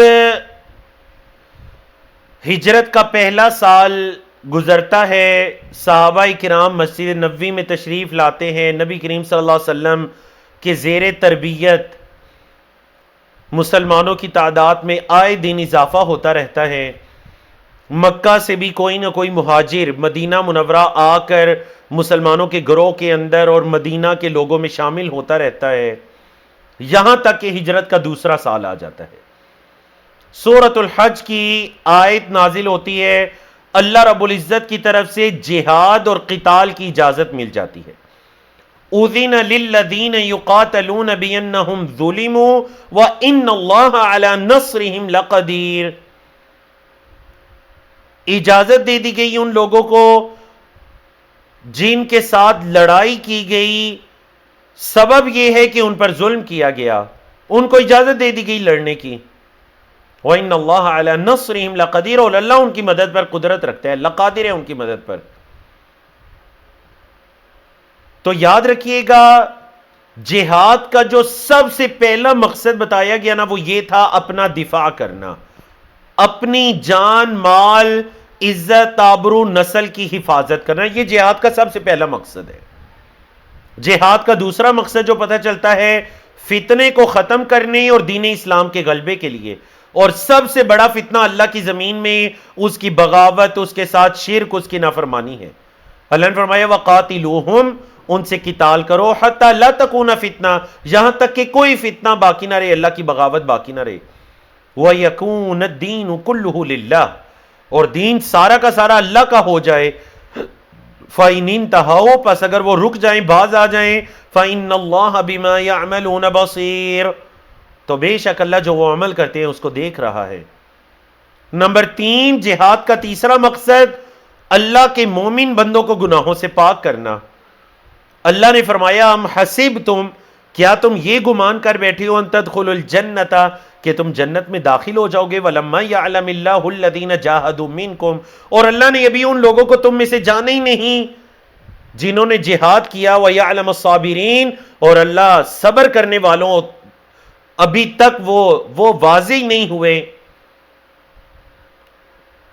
تو کیا تم یہ سمجھتے ہو تم بغیر جہاد کے، بغیر صبر کیے جنت میں چلے جاؤ گے؟ جہاد کا لفظی مطلب کیا ہوتا ہے؟ جد و جہد کرنا، کوشش کرنا، تگ و دو کرنا۔ اللہ کے رسول صلی اللہ علیہ وسلم کی پوری زندگی اس تگ و دو میں گزری۔ البتہ جو جہاد کی مختلف اقسام ہیں، ان میں جو سب سے اعلیٰ درجہ ہے، سب سے اعلیٰ قسم ہے، وہ یہ ہے کہ اپنی جان، اپنا مال اللہ کی راہ میں نچھاور کرنا اور اس کو لے کر نکلنا اللہ کے دین کی سربلندی کے لیے۔ اب دیکھیے مدنی دور جب ہم پڑھیں گے نا تو ماشاءاللہ مدینہ کے اندر مختلف حالات و واقعات کے ساتھ غزوات کا ذکر آئے گا، سرایا کا ذکر آئے گا۔ اللہ کے رسول صلی اللہ علیہ وسلم کی جو کل غزوات ہیں جن میں آپ صلی اللہ علیہ وسلم شریک ہوئے یا آپ صلی اللہ علیہ وسلم کے اس زمانے کے اندر ہوئے، تو یہ جو غزوات ہیں مختلف سیرت نگاروں نے مختلف ان کی تعداد ذکر کی ہے، 19 سے لے کر 30 تک کی تعداد ہمیں ملتی ہے۔ اور اگر جو آپ صلی اللہ علیہ وسلم نے چھوٹے چھوٹے لشکر بھیجے، سرایا یا سریہ جس کو کہتے ہیں، اگر ہم ان سب کو بھی ملائیں نا تو یہ تعداد 80 کے قریب بنتی ہے۔ غزوہ ایک بڑی جنگ کو غزوہ کہتے ہیں۔ اب ذرا دیکھیے، آپ پوچھ سکتے ہیں نا کہ غزوات کی تعداد کے اندر اتنا اختلاف کیوں ہے، مطلب 19 20 21 22 ایک تعداد کیوں نہیں؟ کیونکہ بعض اوقات سیرت نگار دو غزوات کو ایک بھی شمار کر لیتے ہیں۔ مثال کے طور پر کل کے سیشن میں ہم نے پڑھنا ہے غزوہ خندق کے بارے میں۔ اب غزوہ خندق جیسے ہی ختم ہوا اسی وقت غزوہ بنو قریظہ شروع ہو گیا۔ یہود کا قبیلہ بنو قریظہ جس نے عہد توڑا تھا، نبی کریم صلی اللہ علیہ وسلم ان کے خلاف نکل پڑتے ہیں اللہ کے حکم سے۔ تو بعض سیرت نگاروں نے ان دونوں کو ایک شمار کیا، بعض نے انہیں دو شمار کیا، تو اس اعتبار سے غزوات کی تعداد کے اندر فرق ہے۔ سمجھ آ گئی نا آپ کو؟ اب دیکھیں جنہوں نے 29 تک کہا انہوں نے تمام غزوات کو الگ الگ شمار کیا۔ اگر ہم کل سرایا غزوات دیکھیں تو میں نے کہا 80 سے زیادہ 100 تک کی تعداد کا تذکرہ ملتا ہے۔ اب یہاں پر ایک بہت بڑا جو دین اسلام پر اعتراض کیا جاتا ہے نا، ذرا اس کو سنیے۔ اعتراض یہ کیا جاتا ہے کہ نعوذ باللہ جو اصل میں دین اسلام ہے نا وہ طاقت کے بل بوتے پر پھیلا، تلوار کے ذریعے پھیلا، زبردستی لوگوں کو دین اسلام میں داخل کیا گیا۔ آپ صلی اللہ علیہ وسلم نے مدنی دور میں کئی غزوات لڑے یا کئی لشکروں کو بھیجا۔ تو آئیے ذرا آج اس حقیقت کو جانیے۔ یہ جو 29 غزوات ہیں نا، ان میں صرف اور صرف 9 غزوات ایسے ہیں جن میں باقاعدہ جنگ ہوئی تھی، باقی 20 کے قریب غزوات ایسے ہیں جن میں لڑائی کے بغیر ہی معاملہ حل ہو گیا تھا۔ سمجھائیے آپ کو، 9 غزوات ہیں جن میں باقاعدہ دونوں فریقین یا جو فریقین تھے وہ دونوں آپس میں ایک دوسرے کے سامنے آئے۔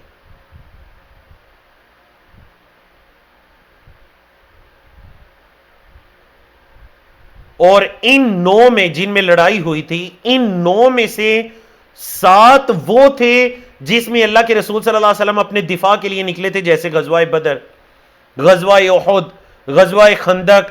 مطلب دشمن آ پہنچا تھا، نبی کریم صلی اللہ علیہ وسلم دشمن کے پاس نہیں گئے تھے۔ پتہ چلا آپ کو، 9 میں جنگ ہوئی تھی، ان میں سے 7 میں نبی کریم صلی اللہ علیہ وسلم اور صحابہ کرام اپنے دفاع کے لیے نکلے تھے۔ اچھا، ایک اور حقیقت کو جان لیں، آپ صلی اللہ علیہ وسلم کی پوری حیات مبارکہ میں جتنی جنگیں ہوئیں، جتنے غزوات ہوئے یا جتنے لشکروں کو بھیجا گیا، ان تمام کے اندر مرنے والوں کی چاہے وہ کفار کی طرف سے مرنے والے ہیں یا مسلمانوں کی طرف سے شہادت کو نوش کرنے والے ہیں، ان تمام مرنے والوں کی تعداد کتنی ہے؟ بتائیے چیٹ کے اندر کتنی تعداد ہے پوری آپ صلی اللہ علیہ وسلم کی حیات طیبہ میں؟ آپ سن کر حیران رہ جائیں گے، ان میں مرنے والوں کی تعداد کتنی ہے جی؟ ماشاءاللہ ماشاءاللہ، جوابات درست آ رہے ہیں جی۔ عمران سہیل صاحب ہیں، جواب درست ہیں، اور سسٹر گلناز ہیں، جواب درست ہے۔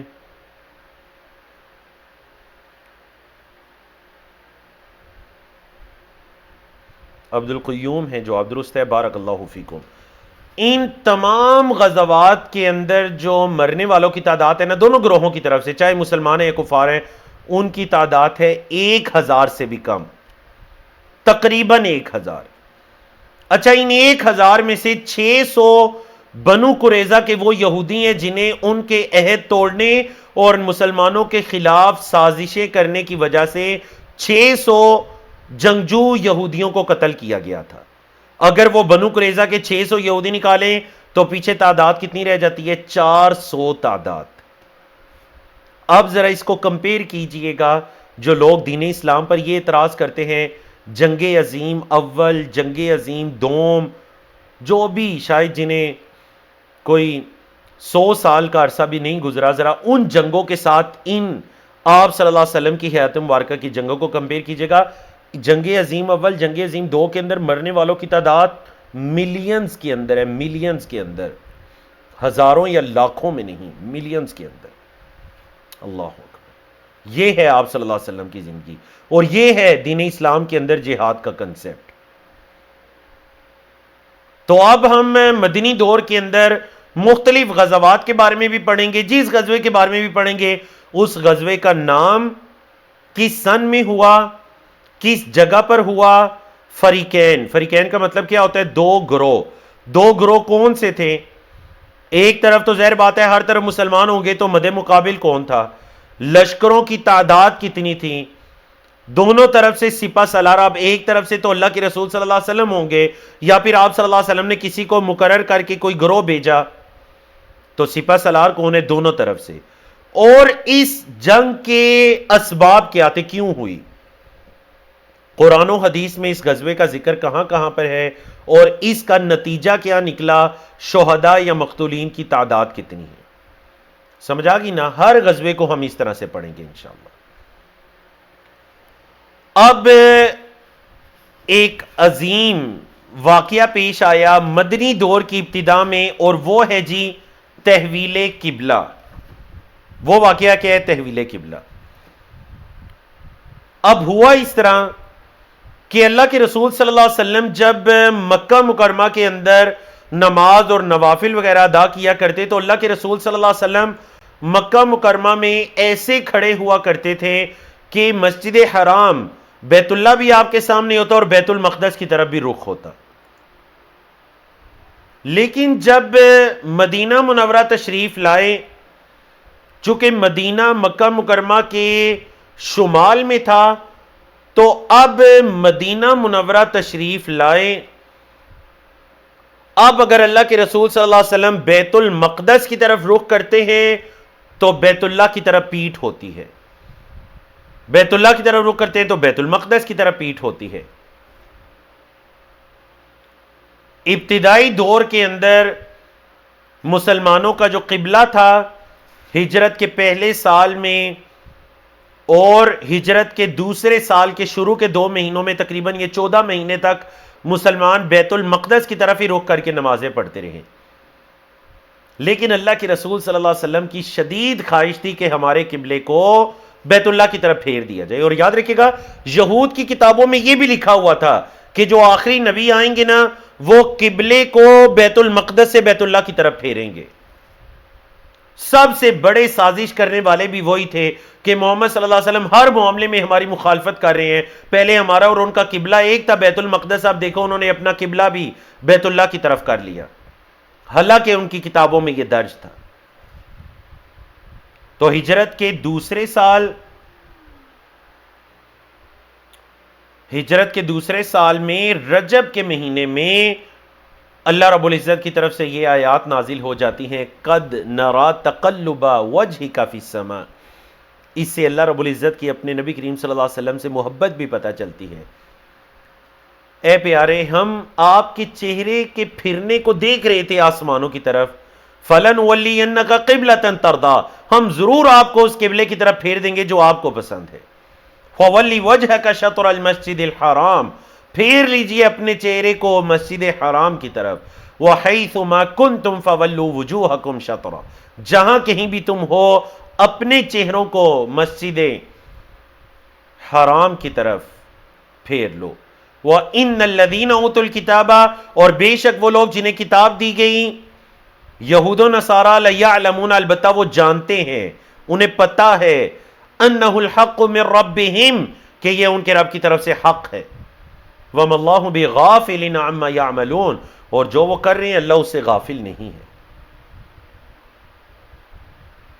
یہود کو یہ بات بہت ناپسند گزری، حتیٰ کہ اللہ نے یہ بھی فرمایا سَيَقُولُ السُّفَهَاءُ مِنَ النَّاسِ، ان قریب بیوقوف لوگ کہیں گے مَا وَلَّاهُمْ عَنْ قِبْلَتِهِمُ الَّتِي كَانُوا عَلَيْهَا، کس نے ان کو پھیر دیا ہے اس قبلے سے جن پر یہ تھے۔ قل کہہ دیجئے للہ المشرق والمغرب، مشرق اور مغرب تو ہے ہی اللہ کے لیے، یہدی من یشاء، جس کو چاہتا ہے ہدایت دیتا ہے، الی صراط مستقیم، صراط مستقیم کی طرف۔ اللہ اکبر۔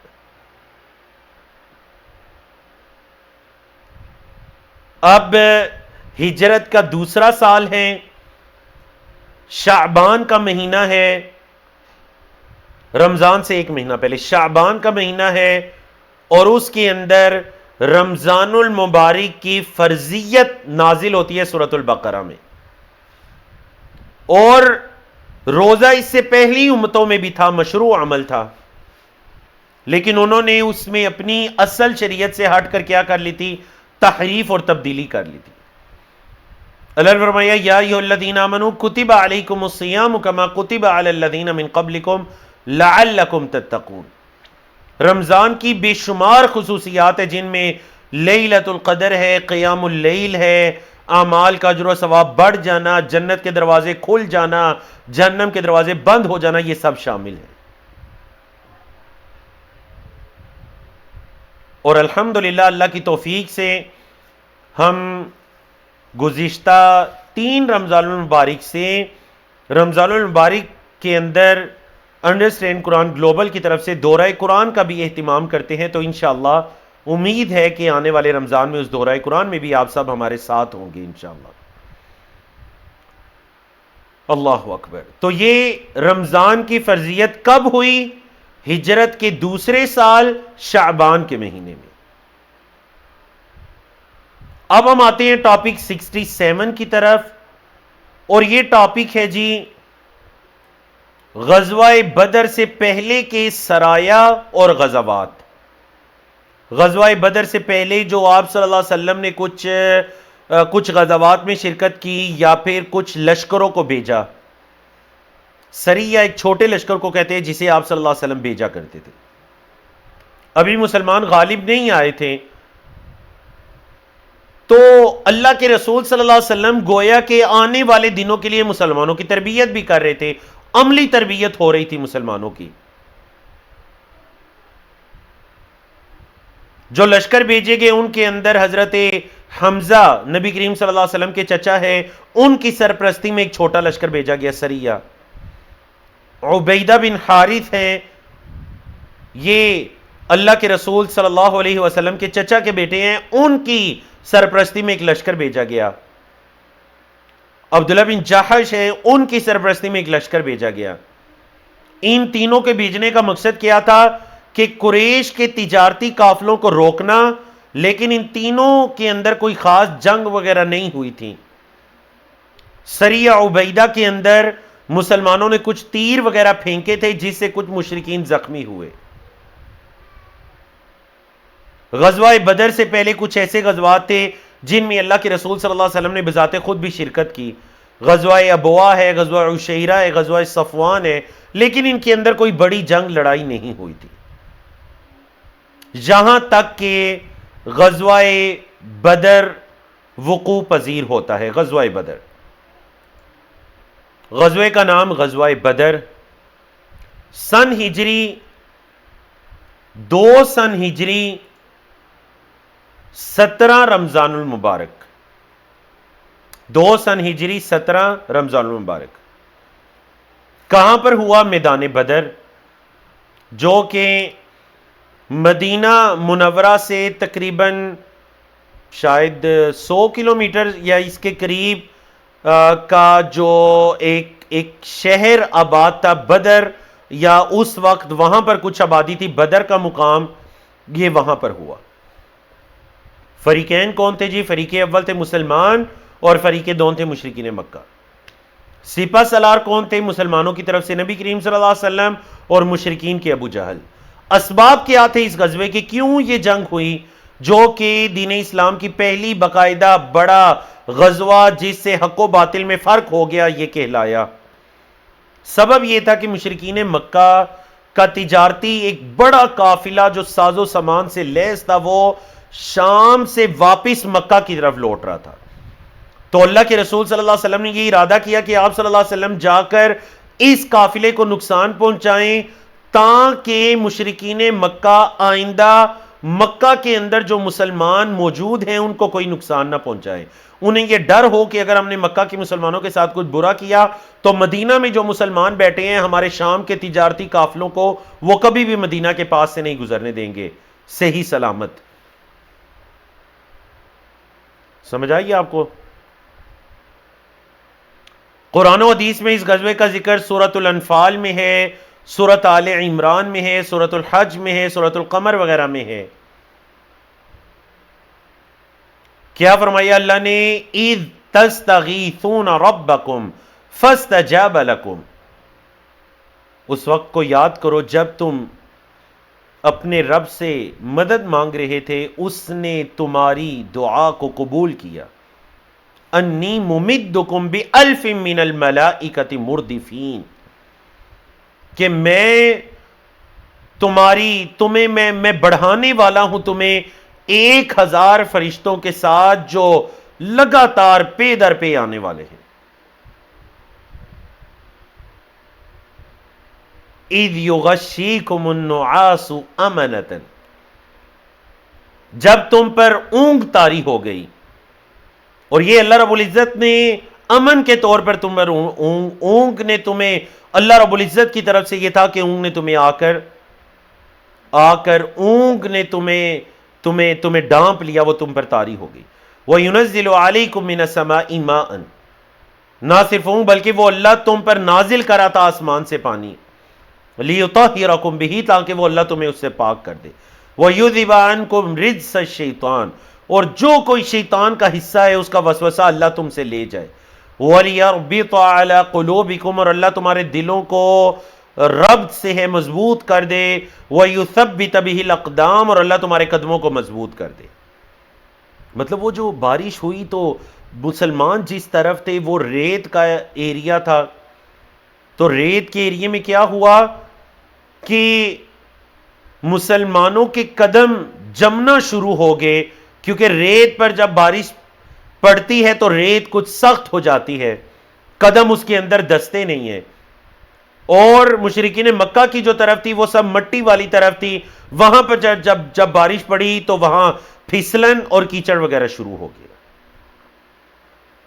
شہداء یا مقتولین کی تعداد مسلمانوں کی طرف سے جنہوں نے جام شہادت نوش کیا وہ 14 لوگ تھے، اور مشرکین کی طرف سے جو قتل ہوئے وہ 70 لوگ تھے۔ نتائج کیا نکلے؟ اللہ تعالیٰ نے مسلمانوں کو فتح نصیب فرمائی اور مشرکین کو شکست فاش ہوئی۔ نمبر 2، مشرکین کے 70 بڑے بڑے سردار قتل کر دی گئے اور 70 ہی لوگوں کو قیدی بنا لیا گیا۔ اللہ تعالیٰ نے مشرکین مکہ کو ذلیل و رسوا کر دیا اور جزیرہ نما عرب میں مسلمانوں کا رعب اور دبدبہ بیٹھ گیا۔ تو غزوہ بدر کے ناموں میں سے ایک نام کیا ہے؟ یوم الفرقان، یوم التقى الجمعان، یوم الفرقان اس کا نام ہے۔ قرآن مجید کی بھی صفت ہے نا فرقان۔ فرقان ہر اس چیز کو کہتے ہیں جو حق و باطل کے درمیان فرق کرنے والی ہو. تو یہ غزوہ بدر جو تھا یہ بھی اصل میں فرقان تھا، کیونکہ اس سے بھی حق و باطل میں فرق ہو گیا. اور قرآن مجید بھی فرقان ہے، کیونکہ قرآن مجید بھی حق و باطل کے درمیان فرق کرنے والی کتاب ہے. تو غزوہ بدر کے بعد چلتے ہیں جی غزوہ بنو قینقاع کی طرف. یہود کے 3 قبائل آباد تھے، بنو قینقاع اور بنو نضیر اور بنو قریظہ. سب سے پہلے جنگ ہوئی بنو قینقاع کے ساتھ، پھر بنو نضیر اور پھر آخر میں بنو قریظہ. اللہ کے رسول صلی اللہ علیہ وسلم یہود پر بڑی نرمی کرتے، شفقت کرتے. کیوں؟ کیونکہ آپ صلی اللہ علیہ وسلم ان کی ہدایت کے حریص تھے کہ یہ پڑھے لکھے لوگ ہیں. غزوہ بدر سے واپسی پر اللہ کے رسول صلی اللہ علیہ وسلم نے بنو قینقاع کو ایک بازار میں جمع کیا اور دین اسلام کی دعوت دی. انہیں اللہ کے عذاب سے ڈرایا. انہیں بتایا کہ تمہیں اچھی طرح سے معلوم ہے کہ میں سچا نبی ہوں، یہ سچی کتاب ہے اللہ کی، پھر بھی تم ایمان نہیں لا رہے. اس عذاب سے ڈرو. اور جب اللہ کے رسول صلی اللہ علیہ وسلم نے ان کے سامنے قریش کے لوگوں کا حال بیان کیا کہ دیکھ لو اللہ نے حق و باطل کے درمیان کیسے فرق کیا بدر کے میدان میں، قریش کے لوگوں کو دیکھ لو، تو بنو قینقاع کے لوگ غصے میں پاگل ہونا شروع ہو گئے، کیونکہ ان کے اندر حسد اور بغض بھرا ہوا تھا. تو وہ فوراً ظاہر ہو گیا، پھٹ پڑے وہ اور دھمکیاں دینے لگے اور محمد صلی اللہ علیہ وسلم سے کہنے لگے کہ آپ کا جو مقابلہ ہوا ہے نا وہ نا تجربہ کار لوگوں سے ہوا ہے، جس دن ہمارے ساتھ آپ کا مقابلہ ہوگا نا اس دن آپ کو پتا چلے گا. اب جب انہوں نے یہ بات کی، چونکہ ان کے ساتھ آپ صلی اللہ علیہ وسلم کا ایگریمنٹ تھا جنگ نہ کرنے کا، لڑائی نہ کرنے کا، کوئی لڑنے مرنے سے متعلق دھمکی نہ دینے کا، تو یہ جو بات ہے یہ ان کی طرف سے دھمکی تصور ہوئی. تو آپ صلی اللہ علیہ وسلم نے پھر ان کی کچھ مزید شرارتیں سامنے آنے کے بعد اللہ کے رسول صلی اللہ علیہ وسلم نے ایک لشکر جمع کیا اور بنو قینقاع کے جو قلعے تھے ان کا محاصرہ کر لیا. اس دور میں یہ ہوتا تھا نا کہ مختلف قبائل، مختلف لوگ اپنے مضبوط بڑی بڑی دیواروں والے قلعے، جسے آپ فورٹ کہتے ہیں، وہ بنایا کرتے تھے اور جنگ وغیرہ کی حالت میں اس کے اندر جا کر دروازے، بڑے دروازے بند کر لیا کرتے تھے. اور دشمن قلعے کے باہر بیٹھ کر ان کا انتظار کیا کرتے تھے کہ کب ان کا کھانے پینے کا سامان ختم ہوگا اور یہ اس قلعے سے باہر نکلیں گے. اب جب نبی کریم صلی اللہ علیہ وسلم نے ان کا محاصرہ کیا، 15 دن تک یہ محاصرہ جاری رہا. پھر اللہ رب العزت نے ان کے دلوں میں نبی کریم صلی اللہ علیہ وسلم اور مسلمانوں کا رعب اور دبدبہ ڈال دیا. انہوں نے اپنے ہتھیار ڈال دیے، ان کو قتل نہیں کیا گیا بلکہ ان کو جلا وطن کر دیا گیا اور ان کا مال مال غنیمت بن گیا. تو اس طرح مدینہ کے اندر جو یہود کے 3 قبائل تھے ان میں سے ایک قبیلہ بنو قینقاع مدینہ سے باہر نکل جاتا ہے اپنی حرکتوں کی وجہ سے. یہ ان پر کوئی ظلم نہیں تھا، یہ انہی کی حرکتوں کی وجہ سے ان کے خلاف یہ ہوا. اور یہود کے جو باقی 2 قبائل تھے انہوں نے نبی کریم صلی اللہ علیہ وسلم کے پاس آ کر کوئی اعتراض نہیں کیا. کیوں؟ کیونکہ انہیں پتا تھا کہ یہود کی طرف سے ہی بدعہدی ہوئی ہے، عہد یہ ہوا تھا کہ آپس میں نہیں لڑیں گے. اب جب انہوں نے دھمکی دے دی تو اس میں قصور انہی کا ہے. اچھا، یہاں پر ہم ایک موضوع لیتے ہیں اور وہ یہ ہے کہ سن 1 اور 2 ہجری کے ہم نے مشہور واقعات پڑھے. غزوہ بدر ہے، غزوہ بنو قینقاع ہے، دیگر غزوات سرایا ہیں اور رمضان کی فضیلت ہے، مسجد نبی کی تعمیر، جو مشہور واقعات ہیں وہ ہم نے تفصیل کے ساتھ پڑھے. اب اختصار کے ساتھ دیکھتے ہیں کہ ان 2 سالوں کے اندر مزید کچھ کیا واقعات ہوئے. اللہ کے رسول صلی اللہ علیہ وسلم جب مدینہ منورہ تشریف لائے تو مدینہ منورہ کے اندر ایک وبا پھیلتی تھی اور یہ ایک ایسا بخار ہوتا تھا، ایک ایسی وبا ہوتی تھی جس کے اندر مہاجرین مسلمان، ہجرت کر کے آنے والے مسلمان بھی مبتلا ہو گئے. حضرت ابوبکر شدید بیمار ہو گئے، حضرت بلال شدید بیمار ہو گئے. جب اللہ کے رسول صلی اللہ علیہ وسلم نے اپنے صحابہ کرام کی ان بیماریوں کو دیکھا تو اللہ کے رسول صلی اللہ علیہ وسلم نے اللہ سے ایک دعا کی. بڑی پیاری دعا صحیح مسلم کے اندر ہے جو لکھی ہوئی ہے. آپ صلی اللہ علیہ وسلم نے اللہ سے دعا کی اللہم اے اللہ حبب الینا المدینۃ،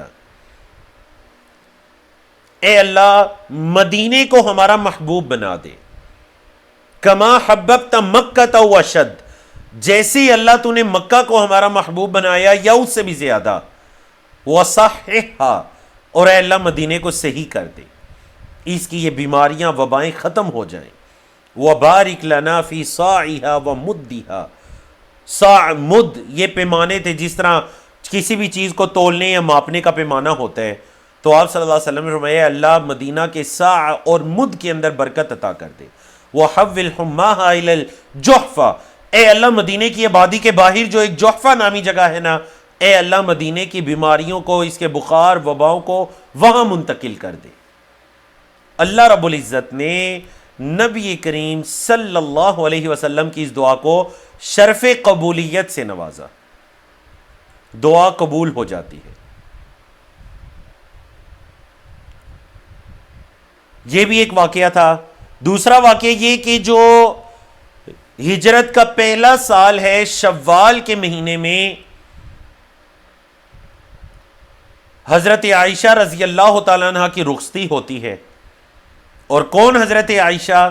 کہ ایک مرتبہ حضرت عمر بن عاص نے پوچھا اے اللہ کے رسول صلی اللہ علیہ وسلم ای الناس احب الیک، لوگوں میں آپ کو سب سے زیادہ محبوب کون ہے؟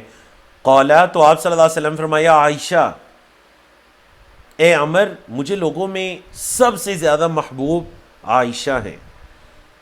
فقلتو، تو میں نے کہا من الرجال، اے اللہ کے رسول صلی اللہ علیہ وسلم آدمیوں میں سے بتائیے.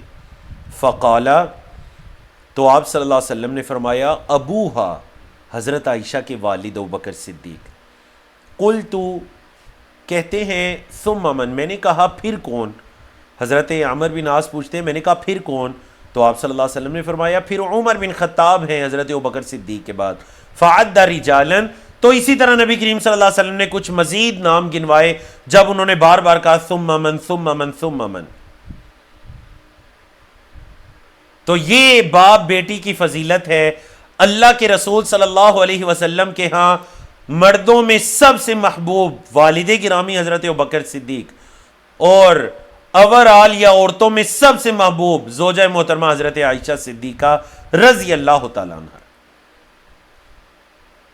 اور نبی کریم صلی اللہ علیہ وسلم کی کتنی پیاری سنت ہے کہ اپنی زوجہ محترمہ سے اگر محبت کرتے ہیں تو کھل کر اظہار کریں، اس میں کوئی شرم و حیا کی بات نہیں ہے. کون محبوب ہیں؟ فرمایا میری زوجہ عائشہ محبوب ہے مجھے. اللہ اکبر. نمبر 3 کیا واقعہ پیش آیا جی؟ ہجرت کے پہلے سال ہی میں آذان مشروع ہوئی جو کہ حضرت عبداللہ بن زید رضی اللہ تعالیٰ عنہ کو خواب میں دکھلائی گئی. نمبر 4 ہجرت کے پہلے سال میں یہود کے ایک عالم تھے حضرت عبداللہ بن سلام رضی اللہ تعالیٰ عنہ، انہوں نے اسلام قبول کیا. اور بڑا پیارا واقعہ ان کے اسلام قبول کرنے کا. کہتے ہیں میں نے سنا کہ کسی نے نبوت کا دعویٰ کیا تو میں سیدھا مسجد نبوی چل پڑا کہ جا کر ذرا دیکھوں کون ہے. کہتے ہیں جب میں نے نبی کریم صلی اللہ علیہ وسلم کے چہرہ اقدس کو دیکھا فعرفت ان وجہہ لیس بوجہ کذاب، تو مجھے پتہ چل گیا کہ یہ جھوٹا چہرہ نہیں ہے. چہرے کو دیکھتے ساری سچائی کی گواہی مل گئی. کیوں؟ کیونکہ ان کے پاس کتاب کا علم تھا، یہودیوں کے عالم تھے. کہتے ہیں قریب ہوا کہ دیکھوں آپ صلی اللہ علیہ وسلم فرما کیا رہے ہیں، چہرے کی گواہی تو مل گئی، ذرا دیکھوں بات کیسی کر رہے ہیں. تو جب قریب ہوئے سنا نبی کریم صلی اللہ علیہ وسلم فرما رہے تھے یا ایھا الناس، اے لوگو افشوا السلام، سلام کو عام کرو، واطعموا الطعام، اور کھانا کھلاؤ، وصلوا باللیل والناس نیام، راتوں کو اٹھ کر نماز پڑھو جب لوگ سو رہے ہوں. اور اس سے پہلے ہے وصلوا الارحام، رشتوں کو ملاؤ، اور راتوں کو اٹھ کر نماز پڑھو جب لوگ سو رہے ہوں. جب یہ 4 کام کرو گے تو کیا ہوگا؟ تدخل الجنت بسلام، سلامتی کے ساتھ جنت میں داخل ہو جاؤ گے. اتنی پیاری بات سننی تھی کہ حضرت عبداللہ بن سلام اسلام قبول کر لیتے ہیں کہ بات بھی سچ کر رہے ہیں اور چہرہ بھی سچا ہے. فرماتے ہیں اشہد ان لا الہ الا اللہ و اشہد انک محمدن و اشہد انک رسول اللہ صلی اللہ علیہ وسلم. ایک اور واقعہ پیش آتا ہے کہ مدینہ کے اندر مسلمانوں کو پانی کی بڑی تنگی تھی، تو حضرت عثمان رضی اللہ تعالیٰ عنہ نے بئر روما خرید کر اللہ کی راہ میں وقف کر دیا. اور آپ کے علم میں ہے کہ حدیث کے اندر کیا آتا ہے، نبی کریم صلی اللہ علیہ وسلم نے فرمایا کہ جو سب سے افضل صدقہ ہے نا وہ پانی کا صدقہ ہے. بولے سب سے افضل صدقہ کیا ہے؟ پانی، اللہ کی راہ میں صدقہ کا. ایک اور جو واقعہ پیش آیا وہ ہجرت کے دوسرے سال شعبان کے مہینے میں آیا، اور وہ زکوٰۃ الفطر واجب ہوئی. رمضان جب فرض ہوا تو اس کے ساتھ زکوٰۃ الفطر بھی واجب ہوئی، جو کہ ہم رمضان کے آخر میں عید الفطر کا چاند دکھائی دینے پر دیتے ہیں. کچھ لوگ رمضان کے شروع میں ہی دے دیتے ہیں، حالانکہ سنت یہ ہے کہ جب عید الفطر کا چاند دکھائی دے تو تبھی زکوٰۃ الفطر دیجیے. ایک اور واقعہ پیش آیا کہ غزوہ بدر کے بعد آپ صلی اللہ علیہ وسلم کی صاحبزادی حضرت رقیہ رضی اللہ تعالیٰ عنہ کا انتقال ہوا.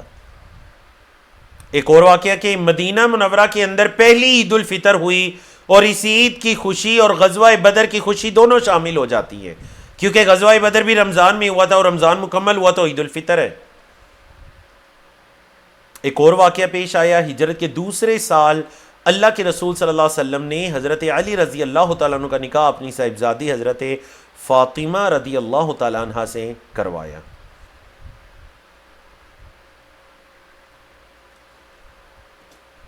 اور حضرت فاطمہ رضی اللہ تعالیٰ عنہ کیا فضیلت ہے. صحیح ترمذی کی حدیث حضرت حذیفہ بن یمان فرماتے ہیں کہ اللہ کے رسول صلی اللہ علیہ وسلم نے فرمایا یہ جو فرشتہ آج کی رات زمین پر اترا ہے یہ اس سے پہلے کبھی نہیں اترا تھا، اور رب کی اجازت سے اترا اور مجھے سلام کیا، اور اس فرشتے نے مجھ محمد صلی اللہ علیہ وسلم کو یہ خوشخبری دی بِأَنَّ فَاطِمَةَ سَيِّدَةُ نِسَاءِ أَهْلِ الْجَنَّةِ، یہ کہ حضرت فاطمہ رضی اللہ تعالیٰ عنہ جنت کی عورتوں کی سردار ہیں. وَأَنَّ الْحَسَنَ وَالْحُسَيْنَ، اور یہ کہ حضرت ان کے بیٹے حضرت حسن اور حضرت حسین سیدہ شباب اہل الجنہ، وہ اہل جنت کے نوجوانوں کے سردار ہیں، رضی اللہ عنہم اجمعین. مزید ایک واقعہ جو پیش آیا وہ یہ کہ عید الفطر کے بعد جب عید الاضحیٰ آئی تو عید الاضحیٰ کو بھی منایا گیا. اللہ کے رسول صلی اللہ علیہ وسلم نے 2 مینڈے ذبح کیے، اور یہی 2 عیدوں کا تذکرہ ہمیں ملتا ہے احادیث اور سیرت کی تمام کتابوں کے اندر. کتاب العیدین، 2 عیدوں کا بیان، 2 عیدوں کی کتاب تمام سیرت کی کتابوں میں موجود ہے، ایک عید الفطر اور ایک عید الاضحیٰ.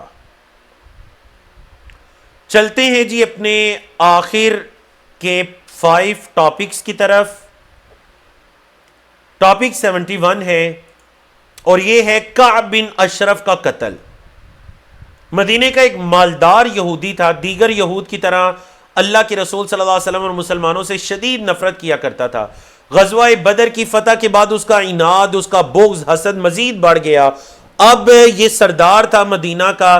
اب جب اس نے دیکھا کہ محمد صلی اللہ علیہ وسلم جب آئے تو اوس اور خزرج کے لوگوں نے آپ صلی اللہ علیہ وسلم کو اپنا بڑا مانا اور آپ کی اطاعت میں جڑ گئے، تو میری سرداری کہاں گئی؟ یہ یہودی بھی تھا اور اس کو یہ بھی حسد ہو گیا، اور اس نے کیا کام شروع کیا کہ یہ اشعار پڑھ پڑھ کر نبی کریم صلی اللہ علیہ وسلم کی، صحابہ کرام کی اور مسلمانوں کی عورتوں کی ہجو یعنی کہ ان کی برائیاں بیان کیا کرتا تھا.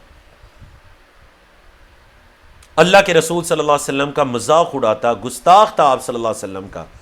یہاں تک کہ صحیح بخاری کی حدیث کے مطابق اللہ کے رسول صلی اللہ علیہ وسلم نے ایک دن فرمایا من لکعب بن الاشرفی، کون ہے کعب بن اشرف کے مقابلے میں؟ فإنہ قد آذ اللہ ورسولہ، کیونکہ اس کعب بن اشرف نے اللہ اور اس کے رسول کو بڑی تکلیف دی ہے. فقام محمد بن مسلمہ رضی اللہ عنہ، حضرت محمد بن مسلمہ رضی اللہ تعالیٰ عنہ کھڑے ہوتے ہیں. کہنے لگے اللہ کے رسول صلی اللہ علیہ وسلم اتحب ان اقتلہ، کیا آپ یہ پسند کرتے ہیں کہ میں اس کو جا کر قتل کروں؟ قال نعم، آپ صلی اللہ علیہ وسلم نے فرمایا ہاں ہاں جی، میں یہی پسند کرتا ہوں کہ کعب بن اشرف کو قتل کر دیا جائے، کیونکہ یہ اللہ اور اس کے رسول صلی اللہ علیہ وسلم کو تکلیف دینے والا ہے۔ محمد بن مسلمہ 2 صحابہ کو ساتھ لیا اور کعب بن اشرف کے پاس گئے، موضوع یہ لے کر گئے کہ ہمیں آپ سے کچھ غلہ ادار چاہیے، کچھ اناج چاہیے۔ اس نے کہا اگر اناج چاہتے ہو تو پھر اپنے ہتھیار میرے پاس رہن رکھواؤ، گروی رکھواؤ، جب ہتھیار واپس لینے ہوئے غلہ واپس کرنا، ہتھیار واپس لے جانا۔ صحابہ کرام رات کے وقت میں ہتھیار لے کر پہنچے، اس کو بلایا، اس کے جو سر کے اندر، یہ چونکہ سردار تھا، مالدار تھا، تو یہ سب سے اعلیٰ جو خوشبو تھی وہ استعمال کیا کرتا تھا۔ محمد بن مسلمہ کہتے ہیں کہ یہ آپ کے سر کی خوشبو بڑی پیاری ہے، کیا میں سونگھ سکتا ہوں؟ اس نے سر قریب کیا، کہا جی سونگے، میں سب سے اچھی خوشبو استعمال کرتا ہوں۔ پھر دوبارہ اس سے کہا، جب اس نے دوبارہ سر قریب کیا تو اس کے بالوں سے پکڑا اور دوسرے صحابی نے تلوار کے ایک ہی وار سے اس کا سر اس کے تن سے جدا کر دیا۔ صحابہ کرام نے نعرہ تکبیر بلند کیا اور اللہ کے رسول صلی اللہ علیہ وسلم کو خوشخبری سنائی کہ اسلام کا یہ دشمن اپنے انجام کو پہنچا۔ آپ علیہ الصلوۃ والسلام نے اللہ کی حمد و ثنا بیان کی۔ چلتے ہیں جی ٹاپک 72 کی طرف۔ یہ ہے غزوہ احد۔ نام غزوہ احد سن ہجری 3 سن ہجری کے اندر یہ وقوع پذیر ہوا۔ جگہ کون سی تھی؟ جبل احد۔ فریقین کون سے تھے؟ مسلمان اور مشرکین مکہ۔ مارکے کا سبب کیا تھا؟ مسلمان نہیں نکلے تھے بلکہ مشرکین مکہ غزوہ بدر کی شکست کا امتحان لینے کے لیے آئے تھے۔ غزوہ بدر میں 1000 کا لشکر لائے تھے، غزوہ احد کے اندر 3000 کا لشکر لائے، اور مسلمان ان کا مقابلہ کرنے کے لیے 1000 کی تعداد میں نکلے۔ پھر بعد میں منافق عبداللہ بن ابی اپنے 300 لوگوں کو لے کر واپس پلٹا کہ ہماری بات ہی نہیں سنی جا رہی، ہماری بات ہی نہیں مانی جا رہی۔ منافق کے دل میں ڈر ہوتا ہے۔ اصل میں آپ صلی اللہ علیہ وسلم نے یہ مشورہ کرنا چاہا کہ ہم یہ جو غزوہ ہے ہم کہاں پر اس غزوے کو لڑیں، مدینہ منورہ کے اندر رک کر یا مدینہ سے باہر نکل کر؟ تو جو بہادر صحابہ کرام تھے انہوں نے فرمایا اللہ کے رسول صلی اللہ علیہ وسلم مدینہ آبادی سے باہر نکل کر ان کا مقابلہ کرتے ہیں۔ یہ منافق کہہ رہے تھے نہیں جی مدینہ کے اندر یہاں گھروں میں رک کر ان کا مقابلہ کرتے ہیں۔ آپ صلی اللہ علیہ وسلم کو یہ رائے پسند آئی مدینہ سے باہر نکل کر احد کے مقام میں مقابلہ کرنے کی۔ یہ ہوئی، کچھ مزید واقعات پیش ہوئے اور یہ اپنے 300 بندوں کو لے کر واپس پلٹ آیا۔ سپہ سالار، مسلمانوں کے سپہ سالار قائد اللہ کے رسول صلی اللہ علیہ وسلم اور مشرکین مکہ کی طرف سے حضرت ابو سفیان، جنہوں نے اس وقت تک اسلام قبول نہیں کیا تھا اور پھر بعد میں فتح مکہ کے موقع پر اسلام قبول کیا، رضی اللہ تعالیٰ عنہ۔ قرآن و حدیث میں اس غزوے کا تذکرہ کہاں ہے؟ سورۃ آل عمران میں، سورۃ النساء میں، سورۃ الانفال وغیرہ میں تفصیل کے ساتھ اس کا ذکر موجود ہے۔ سورۃ آل عمران کے اندر کیا ہے؟ اذ ہم طائفتان منکم ان تفشلا واللہ ولیہما وعلی اللہ فلیتوکل المؤمنون۔ اور سورۃ آل عمران کے اندر وَلِيَعْلَمَ الَّذِينَ نَافَقُوا وَقِيلَ لَهُمْ تَعَالَوْا قَاتِلُوا فِي سَبِيلِ اللَّهِ أَوِ ادْفَعُوا قَالُوا لَوْ نَعْلَمُ قِتَالًا لَاتَّبَعْنَاكُمْ۔ منافقین سے جب یہ کہا گیا نا نکلو چلو ہمارے ساتھ قتال کرو، تو کہنے لگے اگر کوئی لڑائی ہوتی تو ہم بھی جا کر تمہارے ساتھ لڑتے، لیکن یہ لڑائی تو نہیں ہے، یہ تو اصل میں اپنے آپ کو موت کے منہ میں دھکیلنا ہے ان کے آگے جا کر۔ وہ 3000 کا لشکر ہے، ڈر گئے، کہنے لگے اگر لڑائی ہوتی لَاتَّبَعْنَاكُمْ تو ہم تمہارے پیچھے پیچھے آتے۔ تو اللہ نے فرمایا ہم للکفر یومئذ اقرب منہم للایمان، اس دن وہ ایمان سے زیادہ کفر کے قریب تھے، اپنے منہوں سے وہ باتیں کر رہے تھے جو ان کے دلوں میں نہیں تھا، اور اللہ جانتا تھا جو وہ چھپا رہے تھے۔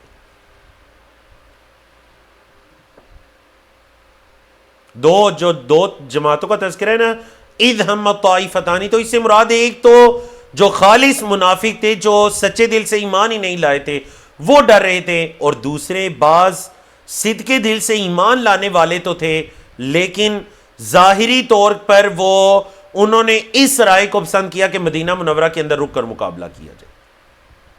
لیکن پھر جب آپ صلی اللہ علیہ وسلم نے یہ فیصلہ کیا کہ مدینہ سے نکلیں گے احد کے مقام پر، تو پھر جو صحابہ کرام تھے وہ تمام اس چیز پر متفق ہو گئے سوائے منافقین کے، وہ واپس پلٹ آئے۔ نتائج کیا نکلے؟ بعض صحابہ کرام رضوان اللہ علیہم اجمعین کی رسول اللہ صلی اللہ علیہ وسلم کی نافرمانی کی وجہ سے، اور آپ وہ جانتے ہیں، آپ تفصیل کے ساتھ اس واقعے کا تذکرہ مختلف سیرت کی کتابوں میں پڑھ سکتے ہیں، اور رحیق المختوم وغیرہ میں، دیگر کتابوں میں۔ مسلمان جنگ کی جو ابتدا تھی اس کے اندر مسلمان جیت رہے تھے، مسلمان فتح یاب ہو رہے تھے، مشرکین جو تھے ان کا لشکر پسپا ہو کر واپس پلٹ گیا تھا۔ لیکن پھر ایک واقعہ پیش آتا ہے کہ وہ جو پہاڑی جس پر ڈٹے رہنے کا، جمے رہنے کا آپ صلی اللہ علیہ وسلم نے حکم دیا تھا، چھوٹی سی غلطی ہوتی ہے اور ایک اجتہادی غلطی تھی، مطلب صحابہ کرام یہ سمجھے کہ شاید جنگ ختم ہو چکی ہے، اب اترو نیچے۔ وہ اترے اور پھر مشرکین نے قوت جمع کر کے وہاں سے حملہ کیا، اور اللہ کے رسول صلی اللہ علیہ وسلم بھی زخمی ہوتے ہیں، اور مسلمانوں کو ایک بڑا نقصان سہنا پڑا۔ اس جنگ میں آپ صلی اللہ علیہ وسلم کے چچا حضرت حمزہ بن عبد المطلب کو بھی بڑی بے دردی کے ساتھ شہید کر دیا گیا، اور شہداء یا مقتولین کے اندر شہداء کی تعداد 70 تھی، اور مشرکین مکہ کی طرف سے جو لوگ مرے تھے ان کی تعداد 22 تھی۔ اب چلتے ہیں غزوہ احد کے مختصر تذکرے کے بعد بئر معونہ کی طرف۔ بئر معونہ ایک واقعہ پیش آیا تھا۔ واقعہ یہ تھا کہ ایک قبیلہ تھا بنو عامر، ان کا ایک وفد آپ صلی اللہ علیہ وسلم کے پاس آیا اور کہنے لگے کہ آپ اپنے قراء صحابہ کرام کو، یاد رکھیے گا نبی کریم صلی اللہ علیہ وسلم کے زمانے میں اگر یہ لفظ استعمال ہونا قاری قرآن یا قراء کرام، تو یہ لفظ صرف قرآن مجید کو حفظ کرنے والوں کے لیے نہیں بولا جاتا تھا، بلکہ یہ لفظ بولا جاتا تھا علماء کرام، دین کا علم رکھنے والوں کے لیے۔ ان لوگوں نے کہا کہ بنو عامر ہزاروں کی تعداد میں ہمارے قبیلے کے لوگ اسلام لانا چاہتے ہیں، آپ کچھ لوگوں کو تربیت کے لیے، دین کا علم انہیں سکھانے کے لیے ہمارے ساتھ بھیجیے۔ اللہ کے رسول صلی اللہ علیہ وسلم کو کچھ خدشات تھے، لیکن ابو برا نامی ایک شخص تھا جو اس لشکر کی قیادت کر رہا تھا، اور اس وفد کی، اس کے یقین دلانے پر اللہ کے رسول صلی اللہ علیہ وسلم نے 70 صحابہ کرام کو ان کے ساتھ بھیج دیا، جن میں مہاجرین اور انصار صحابہ شامل تھے۔ جب وہ بئر معونہ کے مقام پر پہنچے تو عامر بن طفیل نے اس گروہ کے جو سربراہ تھے حضرت حرام رضی اللہ تعالیٰ نے ان کو شہید کیا۔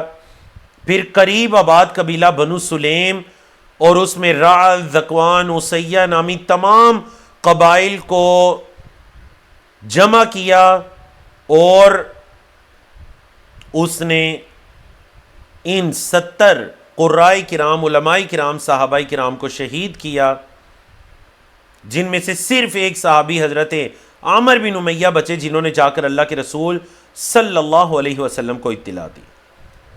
تو یہ جو واقعہ ہے صحیح بخاری، مسلم، دیگر کتابوں میں موجود ہے۔ اللہ کے رسول صلی اللہ علیہ وسلم کو اتنا شدید اس واقعے سے رنج پہنچتا ہے کہ 1 مہینے تک اللہ کے رسول صلی اللہ علیہ وسلم نے فجر کی نماز میں قنوت نازلہ میں ان کے لیے بد دعا کی۔ سمجھ آ گئی نا آپ کو؟ قنوت نازلہ میں آپ صلی اللہ علیہ وسلم نے ان کے لیے بد دعا کی۔ قنوت نازلہ کس کو کہتے ہیں؟ کہ جب مسلمانوں پر شدید سختی کے حالات چل رہے ہوں، جیسا کہ آج کل بھی چل رہے ہیں فلسطین کے مسلمانوں پر، جو ظلم و ستم کے پہاڑ ڈائے جا رہے ہیں۔ تو ایک مشروع عمل ہے، مستحب عمل ہے کہ نمازوں کے اندر، خاص کر فجر کی نماز کے اندر، دوسری رکعت کے رکوع سے جب سر اٹھاتے ہیں تو دعائیں مانگی جائیں اللہ کی نصرت، مدد کی، مسلمانوں کی مدد کی، اور اہل کفر اور مشرکین کے نابود ہونے کی۔ تو حضرت انس بن مالک رضی اللہ تعالیٰ عنہ فرماتے ہیں کہ جاء ناس الی نبی صلی اللہ علیہ وسلم فقالوا، کچھ لوگ نبی کریم صلی اللہ علیہ وسلم کے پاس آئے اور انہوں نے کہا کہ ہمارے ساتھ کچھ لوگوں کو بھیجیے، وہ ہمیں قرآن و سنت کی تعلیم دے۔ نبی کریم صلی اللہ علیہ وسلم نے ان کے ساتھ انصار کے 70 لوگوں کو بھیجا جن کو قراء کہتے تھے۔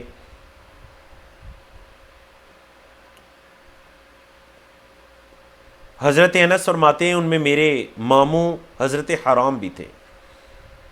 اب ان لوگوں نے یہ برا سلوک کیا، اللہ اکبر۔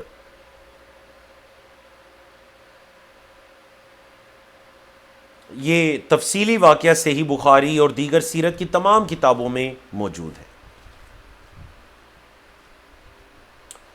اللہ اکبر۔ بڑا مطلب یہ ایمان کو تازہ کرنے والا واقعہ بھی ہے کہ وہ جو صحابہ کرام تھے آخری دم تک وہ ڈٹے رہے، آخری دم تک وہ ڈٹے رہے۔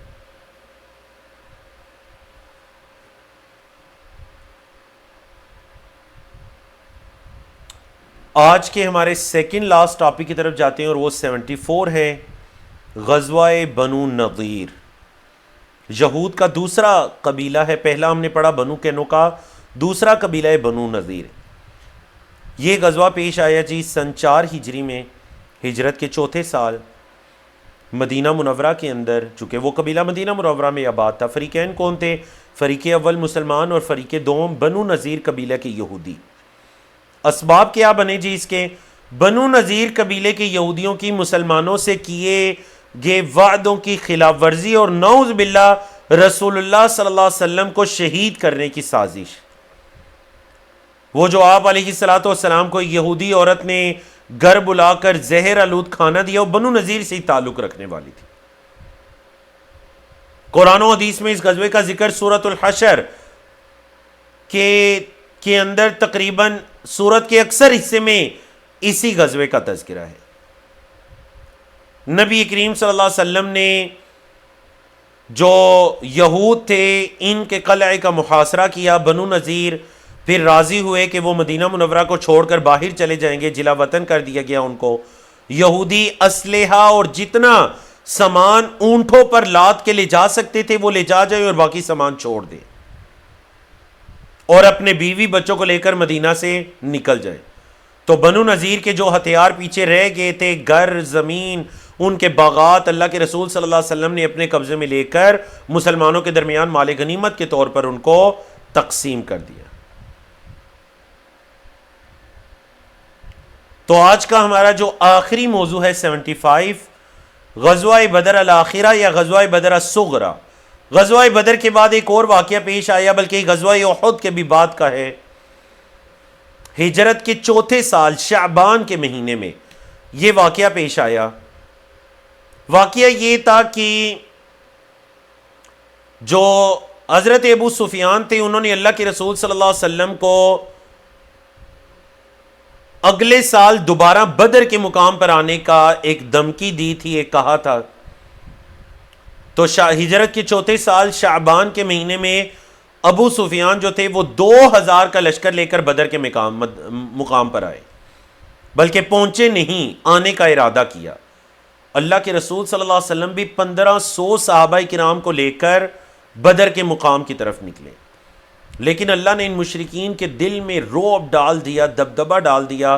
ابھی وہ مشرکین بدر کے مقام پر پہنچے بھی نہیں تھے کہ آپس میں پھوٹ پڑ گئی اور دل میں رعب ڈر بیٹھ گیا اور وہ بدر سے ہی واپس پلٹ گئے۔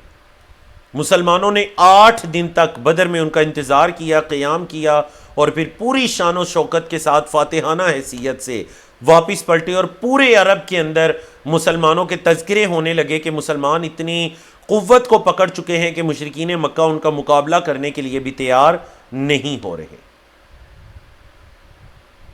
تو الحمدللہ اللہ رب العزت کی توفیق سے آج ہم نے ٹاپک نمبر 51 سے لے کر 75، موضوع نمبر 51 سے لے کر موضوع نمبر 75 تک 25 موضوعات کو مکمل کیا۔ تو اللہ کی توفیق سے آنے والے دن ہمارے اس کورس کے آخری دن میں انشاءاللہ ہم موضوع نمبر 76 سے لے کر موضوع نمبر 100 تک پڑھیں گے۔ تو انشاءاللہ ہمارا یہ کورس سیرت طیبہ کے اہم حالات و واقعات، یہ مختصر کورس مکمل ہو جائے گا۔ تو آج ہم دیکھتے ہیں کہ سیرت سے متعلق ہمارا نقطہ تعلیم کون سا ہے۔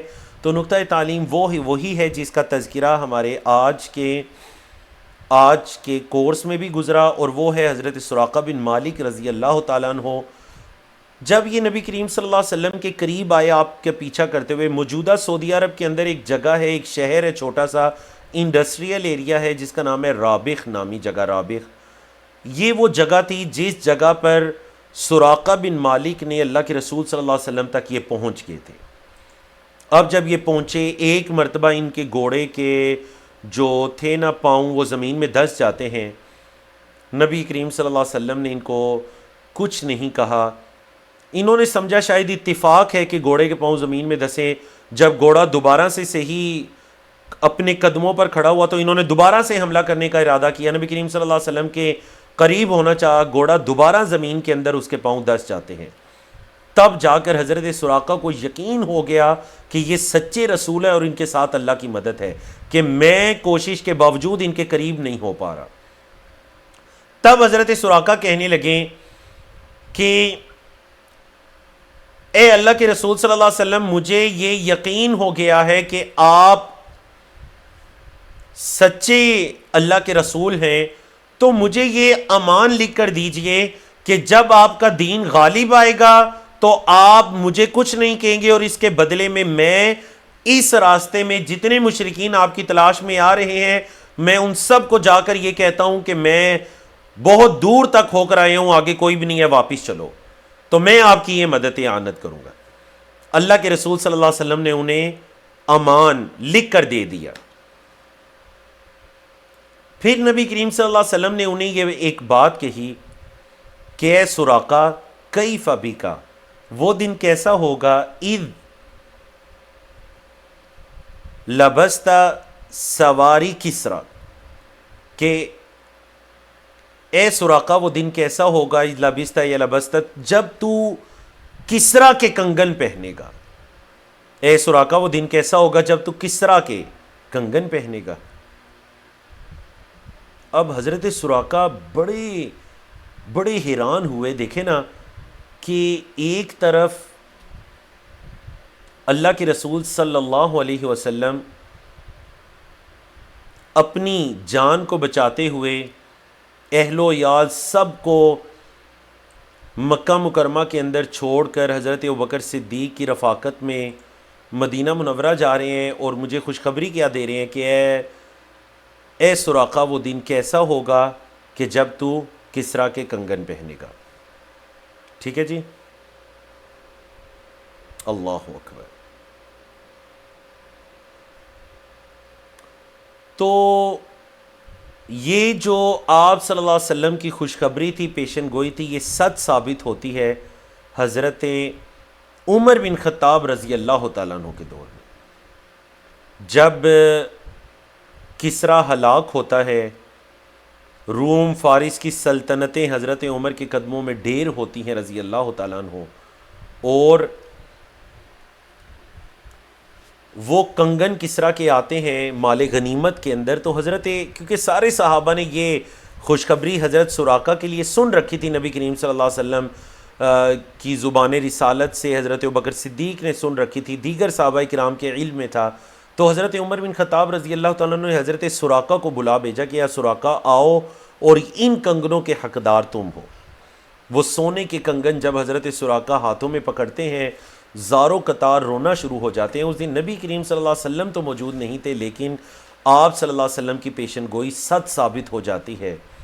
مسلمان اتنے پاورفل ہو جاتے ہیں، اور مسجد نبوی کا صحن تاریخ کی کتابوں کے مطابق نعرہ تکبیر سے گونج اٹھتا ہے کہ آج وہ دن سچ ثابت ہو گیا۔ تو الحمدللہ اللہ کی توفیق سے ہم نے آج کے کورس کو مکمل کیا۔ کل انشاءاللہ کورس کا آخری دن ملاقات ہوگی۔ اگر آپ چاہتے ہیں کہ خود بھی اور دوسروں کو بھی اجر و ثواب کے اندر شریک کریں تو من دل علی خیر فلہ مثل اجر فاعلہ، جو کسی خیر کے کام پر کسی کی رہنمائی کرتا ہے اس کے لیے اتنا اجر ہی ہوتا ہے جتنا کرنے والے کے لیے ہوتا ہے۔ اللہ رب العزت سے دعا ہے کہ اللہ اس علم کو ہمارے لیے علم نافع بنائے، ہم ان سیرت کی باتوں کو جو ہم سنتے ہیں ان پر عمل کریں، ان کو اپنائیں اور دوسروں تک بھی ان کو پہنچائیں۔ اقول قولی ھذا استغفر اللہ لی ولکم ولسائر المسلمین من کل ذنب وصلی اللہ تعالی علی نبینا محمد وعلی آلہ وصحبہ اجمعین۔ بارک اللہ فیکم۔ اور اگر میری ٹیم کی طرف سے کوئی بھی اناؤنسمنٹ ہے تو وہ آپ کر سکتے ہیں۔